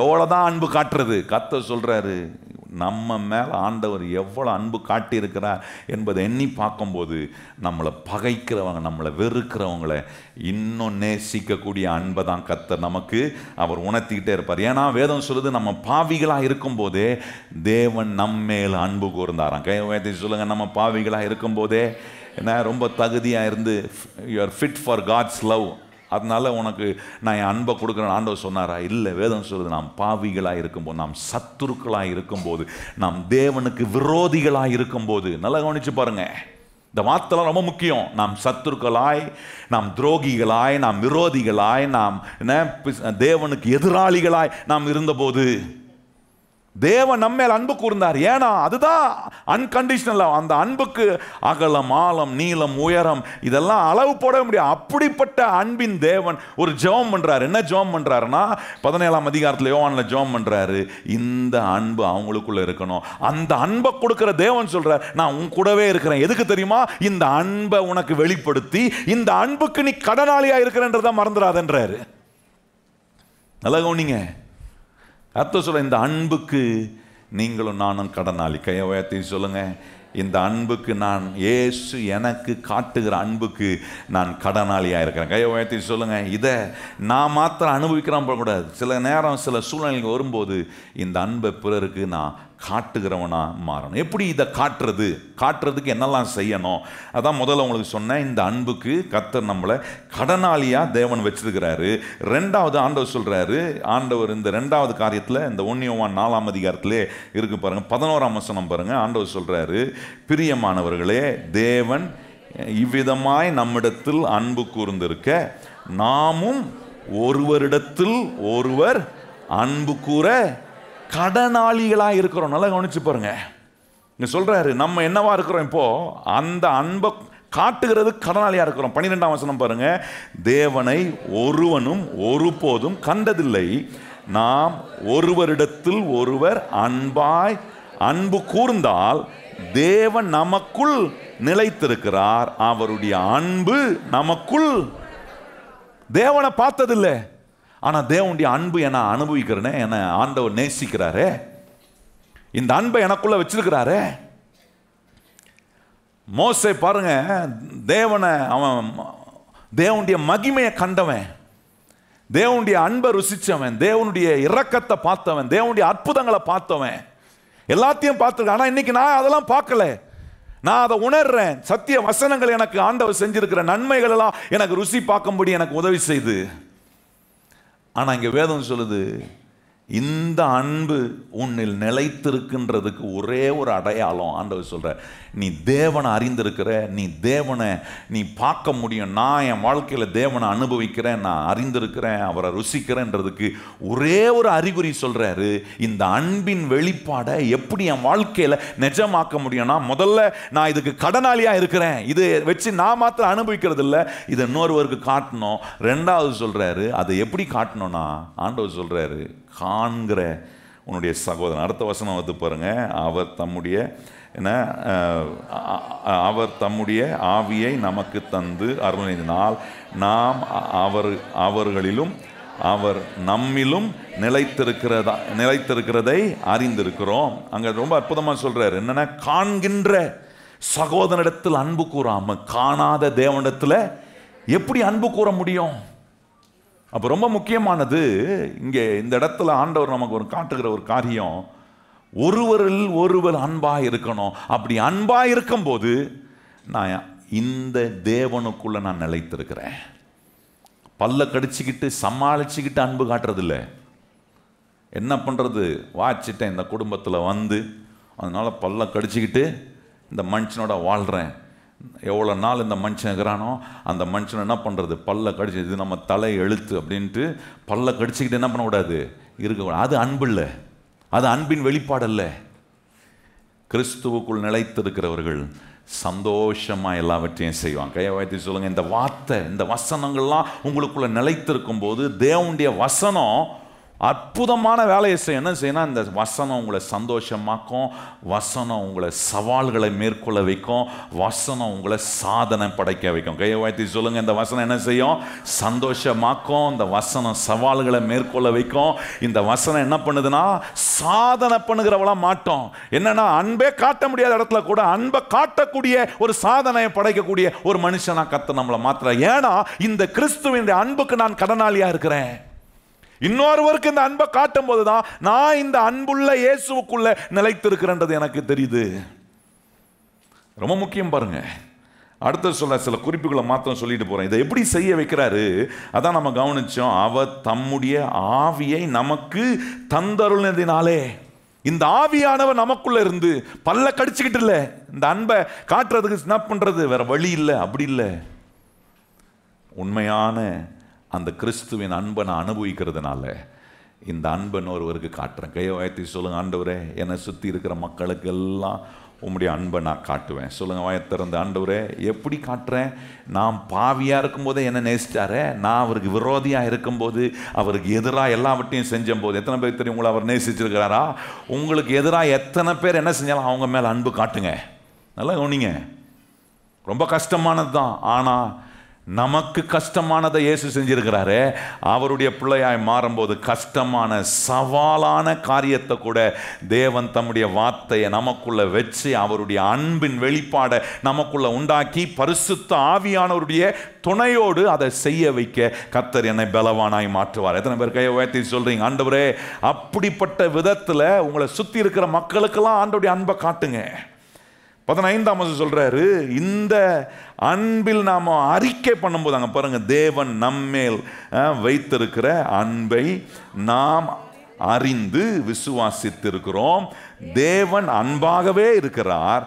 அன்பில் நிலைத்திருக்கிறவன் தேவனில் நிலைத்திருக்கிறான், தேவனும் அவனில் நிலைத்திருக்க. இந்த அன்பில் அறிக்கை பண்ணும்போது, இந்த அன்பு கிறிஸ்து எனக்குள்ள கொடுத்திருக்கிறாரு, இந்த அன்பில் நான் நிலைத்திருக்கணும், இந்த அன்பை கொடுக்கறதுக்கு நான் கடனாளியா இருக்கிறேன், இதை ஒருத்தருக்கு காட்டணும், இன்னொருவருக்கு காட்டும் போது அந்த அன்பில் நான் நிலைத்திருக்கும் போது அந்த அன்பை நீங்க அறிக்கை பண்ண அந்த அன்பில் நிலைத்திருக்கிறேன். கையை உயர்த்தி சொல்லுங்க, கிறிஸ்துவனுடைய அன்பை ஒவ்வொரு நாளும் கையை உயர்த்தி சொல்லுவோமே, கிறிஸ்துவனுடைய அன்பை ஒவ்வொரு நாளும் நான் அறிக்கை பண்ணும்போது என்ன பண்ணுறேன், அவருடைய அன்புக்குள்ளே நான் நிலைத்திருக்கிறேன். 16ஆம் வசனம் சொல்லுது, அவருடைய வார்த்தையை விசுவாசிக்கும் போது நாம் அந்த அன்பில் என்ன பண்ணுறோம், நிலைத்திருக்கிறோம். அது ரொம்ப அற்புதமாக சொல்கிறார் பாருங்க. 15ஆம் வசனத்தை நம்ம வாசிக்கல, 16ஆம் வாசிக்கிறோம். 16ஆம் வசனத்தில் சொல்லுது, விசுவாசத்தில் நிலைத்திருக்கும் போது அந்த அன்புல நம்ம நிலைத்திருக்கிறோம். 17ஆம் வசனம் பாருங்க, அங்க சொல்லுது வளர்ச்சியை குறித்து சொல்லுது. அங்க சொல்றாரு, நியாய தீர்ப்பு நாளிலே நமக்கு தைரியம் உண்டாயிருக்கத்தக்கதாக அன்பு நம்மில் பூரணப்படுகிறது, ஏனென்றால் அவர் இருக்கிற பிரகாரமாகவே நாமும் இவ்வுலகத்தில். அந்த அன்பின் வெளிப்பாடு வந்துச்சுன்னா அவர் இருக்கிற மாதிரியே அந்த அன்பின் தேவனுடைய செயல்கள் நம்முடைய குடும்பத்தில் நம்மளை சுற்றி இருக்கிற மக்கள் நடுவே காட்டுவோம். அந்த அன்பை நீங்க காட்டும் போது நீங்க சிறுகி போக மாட்டீங்க, கர்த்தர் உங்களை வளர செய்வார். கையை உயர்த்தி சொல்லுங்க, கிறிஸ்துவின் அந்த அன்பை எடுத்து இன்னொருவருக்கு கொடுக்க நீங்க கடனாளி. ஒருவருக்கு காட்டும் போது தான் அந்த அன்புல நிலைத்திருக்கிறீங்க, அதை அறிக்கை பண்ணும்போது தான் நீங்க நிலைத்திருக்கிறீங்க, அதை விசுவாசிக்கும் போது தான் நிலைத்திருக்கிறீங்க என்பதை அறியும் போது இந்த அன்பை நீங்க இன்னொருக்கு காட்டும் போது கண்டிப்பா நீங்க வளருவீங்க. கையை உயர்த்தி சொல்லுங்க, நீங்க அன்பு காட்டும் போது நிச்சயமான வளர்ச்சி வரும். கையை உயர்த்தி சொல்லுங்க, கிறிஸ்துவின் அன்பை நீங்க காட்ட காட்ட நீங்க நிச்சயமா வளருவீங்க, தைரியம் வரும், பயம் போகும். அடுத்த வசனம் சொல்லுது பாருங்க, 18ஆம் வசனம், அன்பிலே பயம் இல்லை, பூரண அன்பு பயத்தை புறம்பே தள்ளும், பயமானது வேதனை உள்ளது, பயப்படுகிறவன் அன்பில். நல்லா கவனிங்க, ஆண்டவர் சொல்ற இந்த அன்பு இல்லைன்னா பயம் இருக்கும். இந்த தேவன் வெளிப்படுத்துகிற அன்பு, ஆண்டவர் சொல்ற இந்த அன்பு அவர்கள் இருக்கணும், நான் அவர்களில் இருக்க விரும்புறேன். அன்பை நமக்குள்ள இருக்கணும்னு சொன்னவர் அந்த அன்பின் தேவன் நம்ம கூட வந்து இருக்க விரும்புறாரு. இந்த அன்பை நான் அனுபவித்து இதை ரியலிஸ்டிக்கா நான் சொல்றேன், இந்த குறிப்பெல்லாம் நம்ம வாழ்க்கையில நிஜத்துவமா மாறலன்னா வாழ்க்கையில பயந்துகிட்டே தான் இருக்கணும். பாருங்க, உதாரணத்துக்கு சொல்லணும்னா சிலருக்கு பேர் வந்து வச்சிருப்பாங்க பாருங்க, ஆரோக்கியநாதன், ஆசீர்வாதம், அப்புறம் நிறைய அப்படி பேர் வச்சுருப்பாங்க. யோசித்து பாருங்கள், இப்போ ஆரோக்கியநாதன் பேர் வச்சுட்டு ஹாஸ்பிட்டலில் போய் உட்காந்துருந்தா அந்த பேருக்கும் அவருடைய வாழ்க்கைக்கு என்னவா இருக்குது, ஆப்போசிட்டா இருக்கா?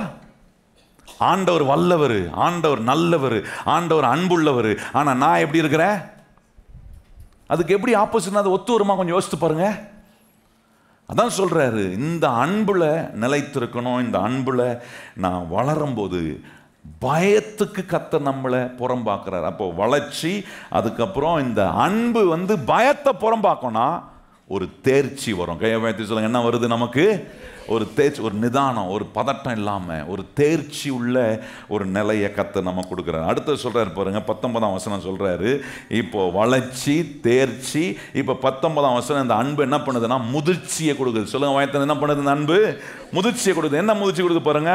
அவர் முந்தி நம்மிடத்தில் அன்பு கூர்ந்தபடியால் நாமும் அவரிடத்தில் முதிர்ச்சி வந்துருச்சு. இப்போ அவர் என்கிட்ட அன்பு கூர்ந்ததுனால இப்போ நான் என்ன பண்றேன்? அன்பு காட்டுறேன். சொல்லுங்க, பக்கத்துல பார்த்து, நம்மெல்லாம் கிறிஸ்துவின் அன்பை காட்டுறவங்க. நல்லா காட்டுங்க, நல்லா சொல்லணும். நம்மெல்லாம் ஒம்பு பண்றவங்கள, நம்மெல்லாம் கிறிஸ்துவின் அன்பை ஆவியான ஞாபகப்படுத்துவார். இந்த கடைசி நாள் ஜெபத்துல அன்பா இருங்கன்னு அனுப்பி விடுறாரு. எத்தனை பேர் நம்புறீங்க? இந்த அன்பு சகலத்தையும் வெல்லும். கையை உயர்த்தி சொல்லுங்க, இந்த அன்பு சகலத்தையும் வெல்லுங்க. ஒரு இடத்திலும் உங்களை கர்த்தர் வெட்கப்பட விடவே மாட்டார். அடுத்த வசனம், 20ஆம் வசனம் பாருங்க. ப்ரூஃப். இந்த அன்பு உங்களுக்குள்ள என்ன, கடனாளியா இருக்கிறீங்க, அதுல நீங்க ஒருத்தருக்கு ஒருத்தர் அன்பு காட்டும் போது நிலைத்திருக்கிறீங்க, உங்களுக்கு அறிக்கை பண்ணும்போது அதில் நிலைத்திருக்கிறீங்க, நீங்க விசுவாசிக்கும் போது அதில் நிலைத்திருக்கிறீங்க. என்ன, அதுக்கப்புறம் வளர்ச்சியை கொடுக்குது, அதுக்கப்புறம் தேர்ச்சியை கொடுக்குது. இப்போ 19ஆம் வசனம் முதிர்ச்சியை கொடுக்குது. 20ஆம் வசனம் சொல்றாரு பாருங்க, தேவனிடத்தில் அன்பு கூறுகிறேன் என்று ஒருவன் சொல்லியும் தன் சகோதரனை பகைத்தால் அவன் பொய்யன். தேவன் தான் கண்ட சகோதரனிடத்தில் அன்பு கூறாமல் இருக்கிறவன் தான் காணாத தேவனிடத்தில் எப்படி ப்ரூஃப் இல்லைன்றாரு. நல்லா கவனிங்க. கடனாளியா இருக்கிறேன், நிலைத்திருக்கிறேன், நான் வளர்றேன், தேர்ச்சி அடைகிறேன், முதிர்ச்சி அடைகிறேன். இப்போ ப்ரூஃப் தெரியணும். என்ன ப்ரூஃப்னா, காண்கின்ற சகோதரனிடத்தில் அன்பு காட்டாம காணாத தேவனிடத்தில் எப்படி அன்பு காட்டுறது? உங்களை சுற்றி இருக்கிறவங்க மத்தியில், உங்கள் குடும்பத்தின் மத்தியில், உங்கள் குடும்பத்தின் நபர்கள், அவர்களோட நீங்கள் எப்படிப்பட்ட அன்பை காட்டுறீங்க? இன்னைக்கு நீங்கள் வெறுக்கக்கூடிய யாராவது இருக்கிறாங்களா? இன்னைக்கு இந்த ஜெபத்தில் ஆண்டவர் நம்மகிட்ட சொல்கிற காரியம், யாரையாவது வெறுக்கிறானா குடும்பத்தில்? ஆண்டவர் சொல்கிறார், போய் அவங்கள நேசிங்க. கையை உயர்த்தி சொல்லுங்கள், ஆண்டவரே நீர் என்ன நேசித்தது போல. சொல்லுங்கள், அதுதான் உதாரணம். வேற யாரையும் இந்த இடத்துல உதாரணமாக வைக்க முடியாது. கையை உயர்த்தி சொல்லுங்கள், இயேசுவே நீர் என்ன நேசித்தது போல நானும் என்னுடைய சகோதரர்களை நான் பார்க்குறேன்.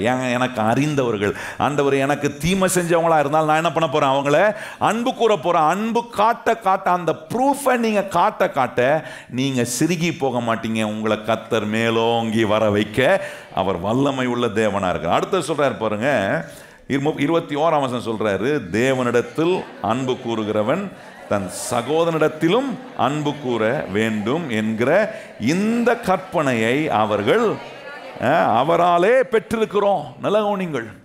இப்ப சொல்றாரு, பொறுப்புணர்ச்சியோட செயல்படுறேன். எவ்வளவு அற்புதமான அன்பு! அன்பு என்னெல்லாம் செய்ய வைக்குதுன்றதை கொஞ்சம் கவனிச்சு பாருங்க. உங்களை கடனாளியாக மாற்றுது, ஒருத்தனுக்கு போய் அன்பை காட்ட வைக்குது, அது மூலமாக அன்பில் நிலைத்திருக்கிறீங்க, அறிக்கை பண்ண வைக்குது, விசுவாசிக்க வைக்குது.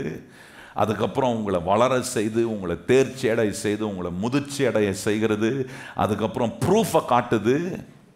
இப்போ ஆண்டவர் உங்களை சொல்றாரு, என்ன, பொறுப்புணர்ச்சி உள்ளவர்களா, அன்பு நம்மளை பொறுப்புணர்ச்சி உள்ளவர்களா மாட்டுது. ஏன்னா இந்த அன்பை உலகத்திலிருந்து நாம் பெறல, கிறிஸ்துவனிடத்திலிருந்து பெற்றிருக்கோம். கையை உயர்த்தி சொல்லுங்க, இந்த உலகத்திலிருந்து இந்த அன்பை பெறல, கிறிஸ்துவனிடத்திலிருந்து நாம் பெற்றிருக்கிறதுனால. எத்தனை பேர் கையை உயர்த்தி சொல்ல முடியும்? இந்த அன்புல கர்த்தர் என்னை நிலைத்திருக்க வைப்பார். கையை உயர்த்தி சொல்லுங்க, இந்த அன்புல நான் என்ன பண்ண முடியும்?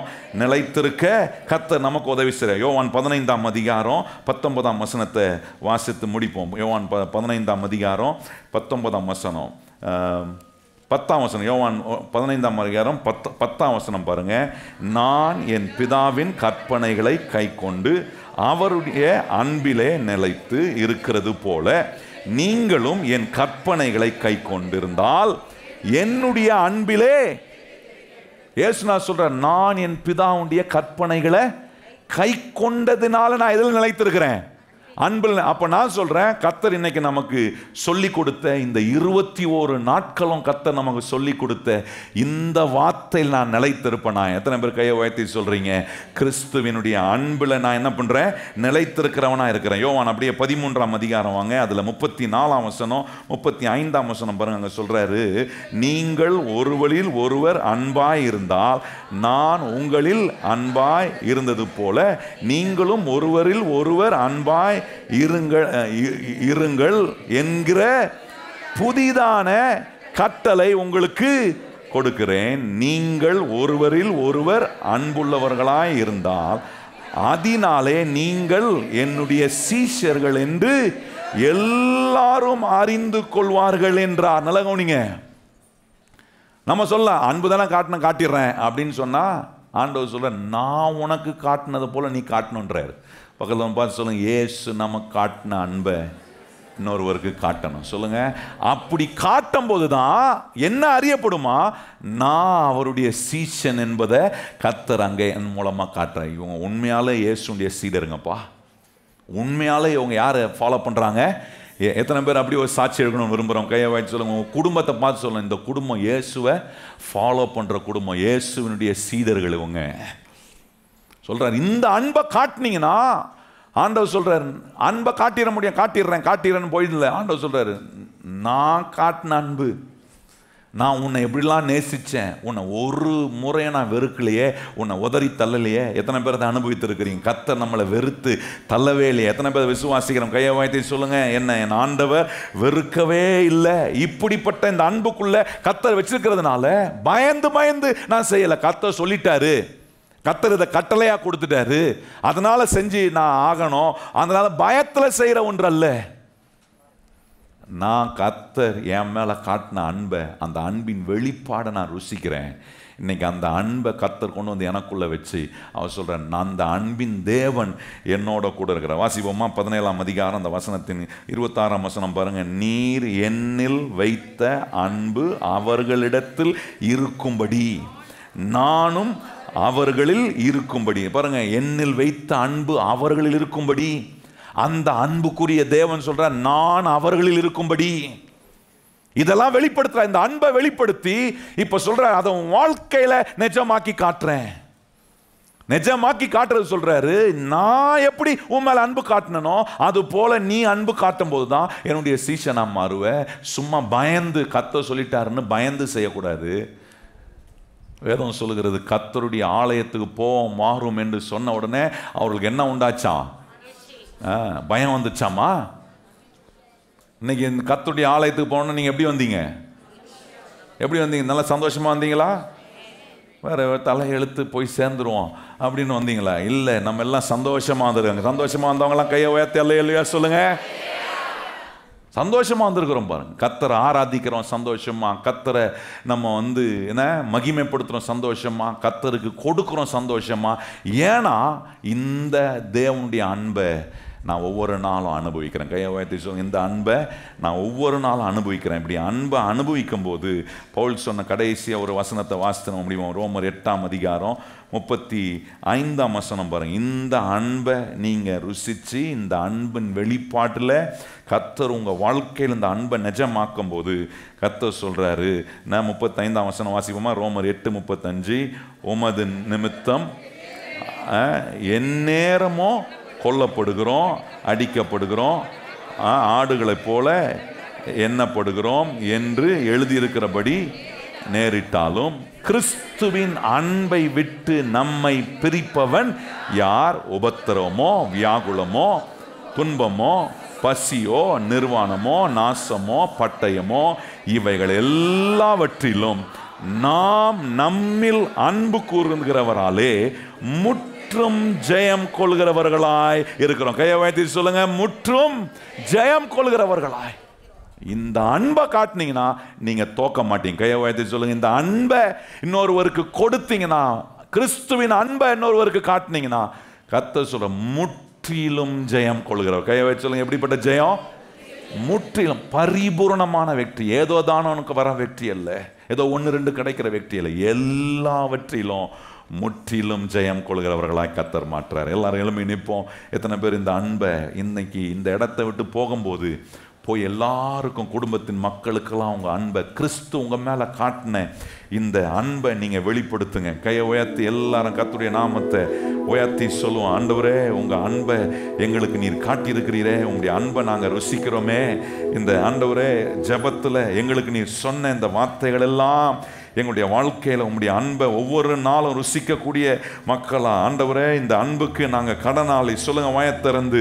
ஆண்டவரே, அன்புள்ள இயேசு கல்வாரி சிலுவையில் எங்களுக்காக செஞ்ச எல்லா காரியங்களையும் நினைத்து நாங்கள் உமக்கு நன்றி சொல்லுகிறோம். எத்தனை பேர் ஆண்டவருடைய அன்பை நினைத்து ருசித்து ஆண்டவருக்கு நன்றி சொல்லுகிற கர்த்தருடைய பிள்ளைகள்? நல்ல கரம் உயர்த்தி வாய்களை திறந்து ஆண்டவரை ஸ்தோத்திரம் பண்ணுங்க. ஆண்டவரே, உம்முடைய கல்வாரி அன்புக்காக நன்றி. எங்க மேல நீர் காட்டின உம்முடைய அன்புக்காக நன்றி. ஆண்டவரே, இந்த அன்பை இன்னைக்கு எங்களுக்கு வெளிப்படுத்திருக்கிறீர்.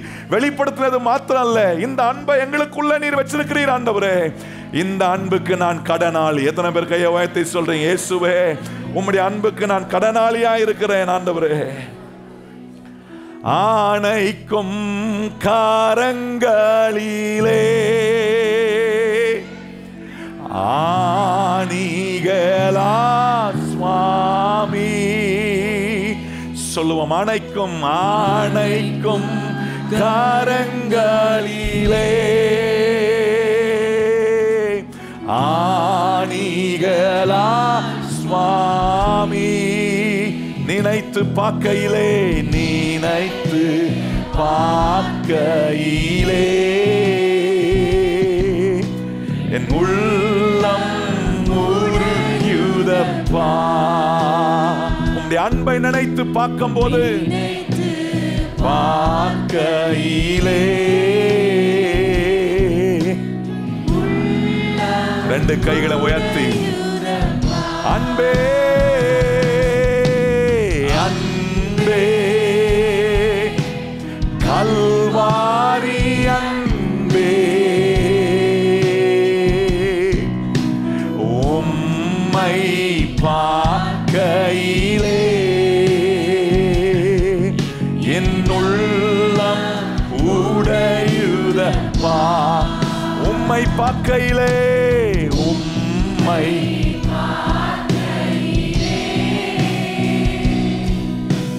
என் உள்ளம் உடையுதப்பா. கல்வாரி சிலுவையில் இயேசு காட்டின அன்புக்காக கரம் தட்டி ஆண்டவருக்கு நன்றி சொல்லுவோம். Oh Father, we thank you for your love.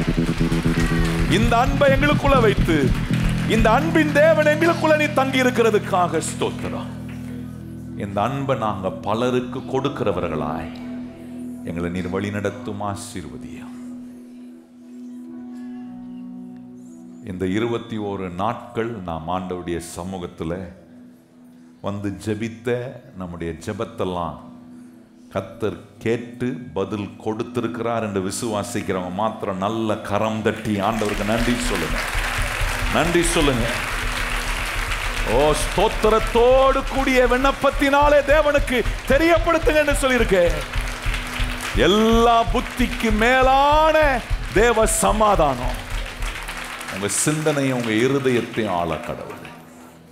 நான் சொல்றேன், இந்த 21 நாட்கள் நாம் வந்து ஜெபித்து கர்த்தருடைய வசனத்தை கேட்டிருக்கிறோம். இந்த வசனத்திலே கர்த்தர் நிறைய பதிலை நமக்கு கொடுத்திருக்கிறார். எத்தனை பேர் அந்த பதிலை பெற்றோம்? நிறைய சாட்சியை நான் கேட்டிருக்கிறேன். நிறைய பேர் என்கிட்ட சாட்சி சொன்னீங்க. நான் சொல்றேன், இங்க இருக்கிற எல்லாருக்கும் சாட்சி சொல்லும்படி கர்த்தர் அற்புதத்தை இந்த நாட்களுக்கு பிறகு நீங்க அதை அதிகமா பார்ப்பீங்க. இந்த நாட்களில் நீங்க அதிகமா ஒன்றை பார்ப்பீங்க. கர்த்தர் உங்களுக்கு சொன்னதெல்லாம் செய்து முடிக்க வல்லமை உள்ள தேவனாய். எத்தனை பேர் நம்புறீங்க? கர்த்தர் இந்த நாட்கள் நம்ம ஜெபித்த ஜெபத்தெல்லாம் கேட்டு கையை உயர்த்தி சொல்லுங்க, நான் இப்போ இருக்கிறத காட்டிலும் 1000 மடங்கு அதிகமாய் ஆகும்படி கர்த்தர் நம்மளை ஆசீர்வாதமாய் நடத்துவா. ஒரு நாளும் அவிசுவாசப்படாதீங்க. உங்க ஜெபம் கேட்கப்பட்டிருக்கு. எத்தனை பேர் நம்புறீங்க? கையை உயர்த்தி சொல்லுங்க, என் ஜெபம் கேட்கப்பட்டிருக்கு. கையை உயர்த்தி சொல்லுங்க, என் விண்ணப்பம் கேட்கப்பட்டிருக்கு. பதில் நிச்சயமா கர்த்தர் எனக்கு கொடுக்கிறார். ஆமென். இப்பொழுது நம்முடைய கர்த்தராகிய இயேசு கிறிஸ்துவினுடைய கிருபையும் பிதாவாகிய தேவனுடைய அன்பும் பரிசுத்த ஆவியானவருடைய அந்யோன்ய ஐக்கியமும் இன்றும் என்றும் சதா காலங்களும் நம் அன்னைகளுடன் நிலைத்திருப்பதாக. ஆமென். எல்லாரும் இணைந்து சொல்லும், என் ஆத்துமாவே கர்த்தரை ஸ்தோத்திரி, என் முழு உள்ளமே அவர் பரிசுத்த நாமத்தை ஸ்தோத்திரி. என் ஆத்துமாவே கர்த்தரை ஸ்தோத்திரி, கர்த்தர் செய்த சகல உபகாரங்களையும் மறவாதே. ஆமென்.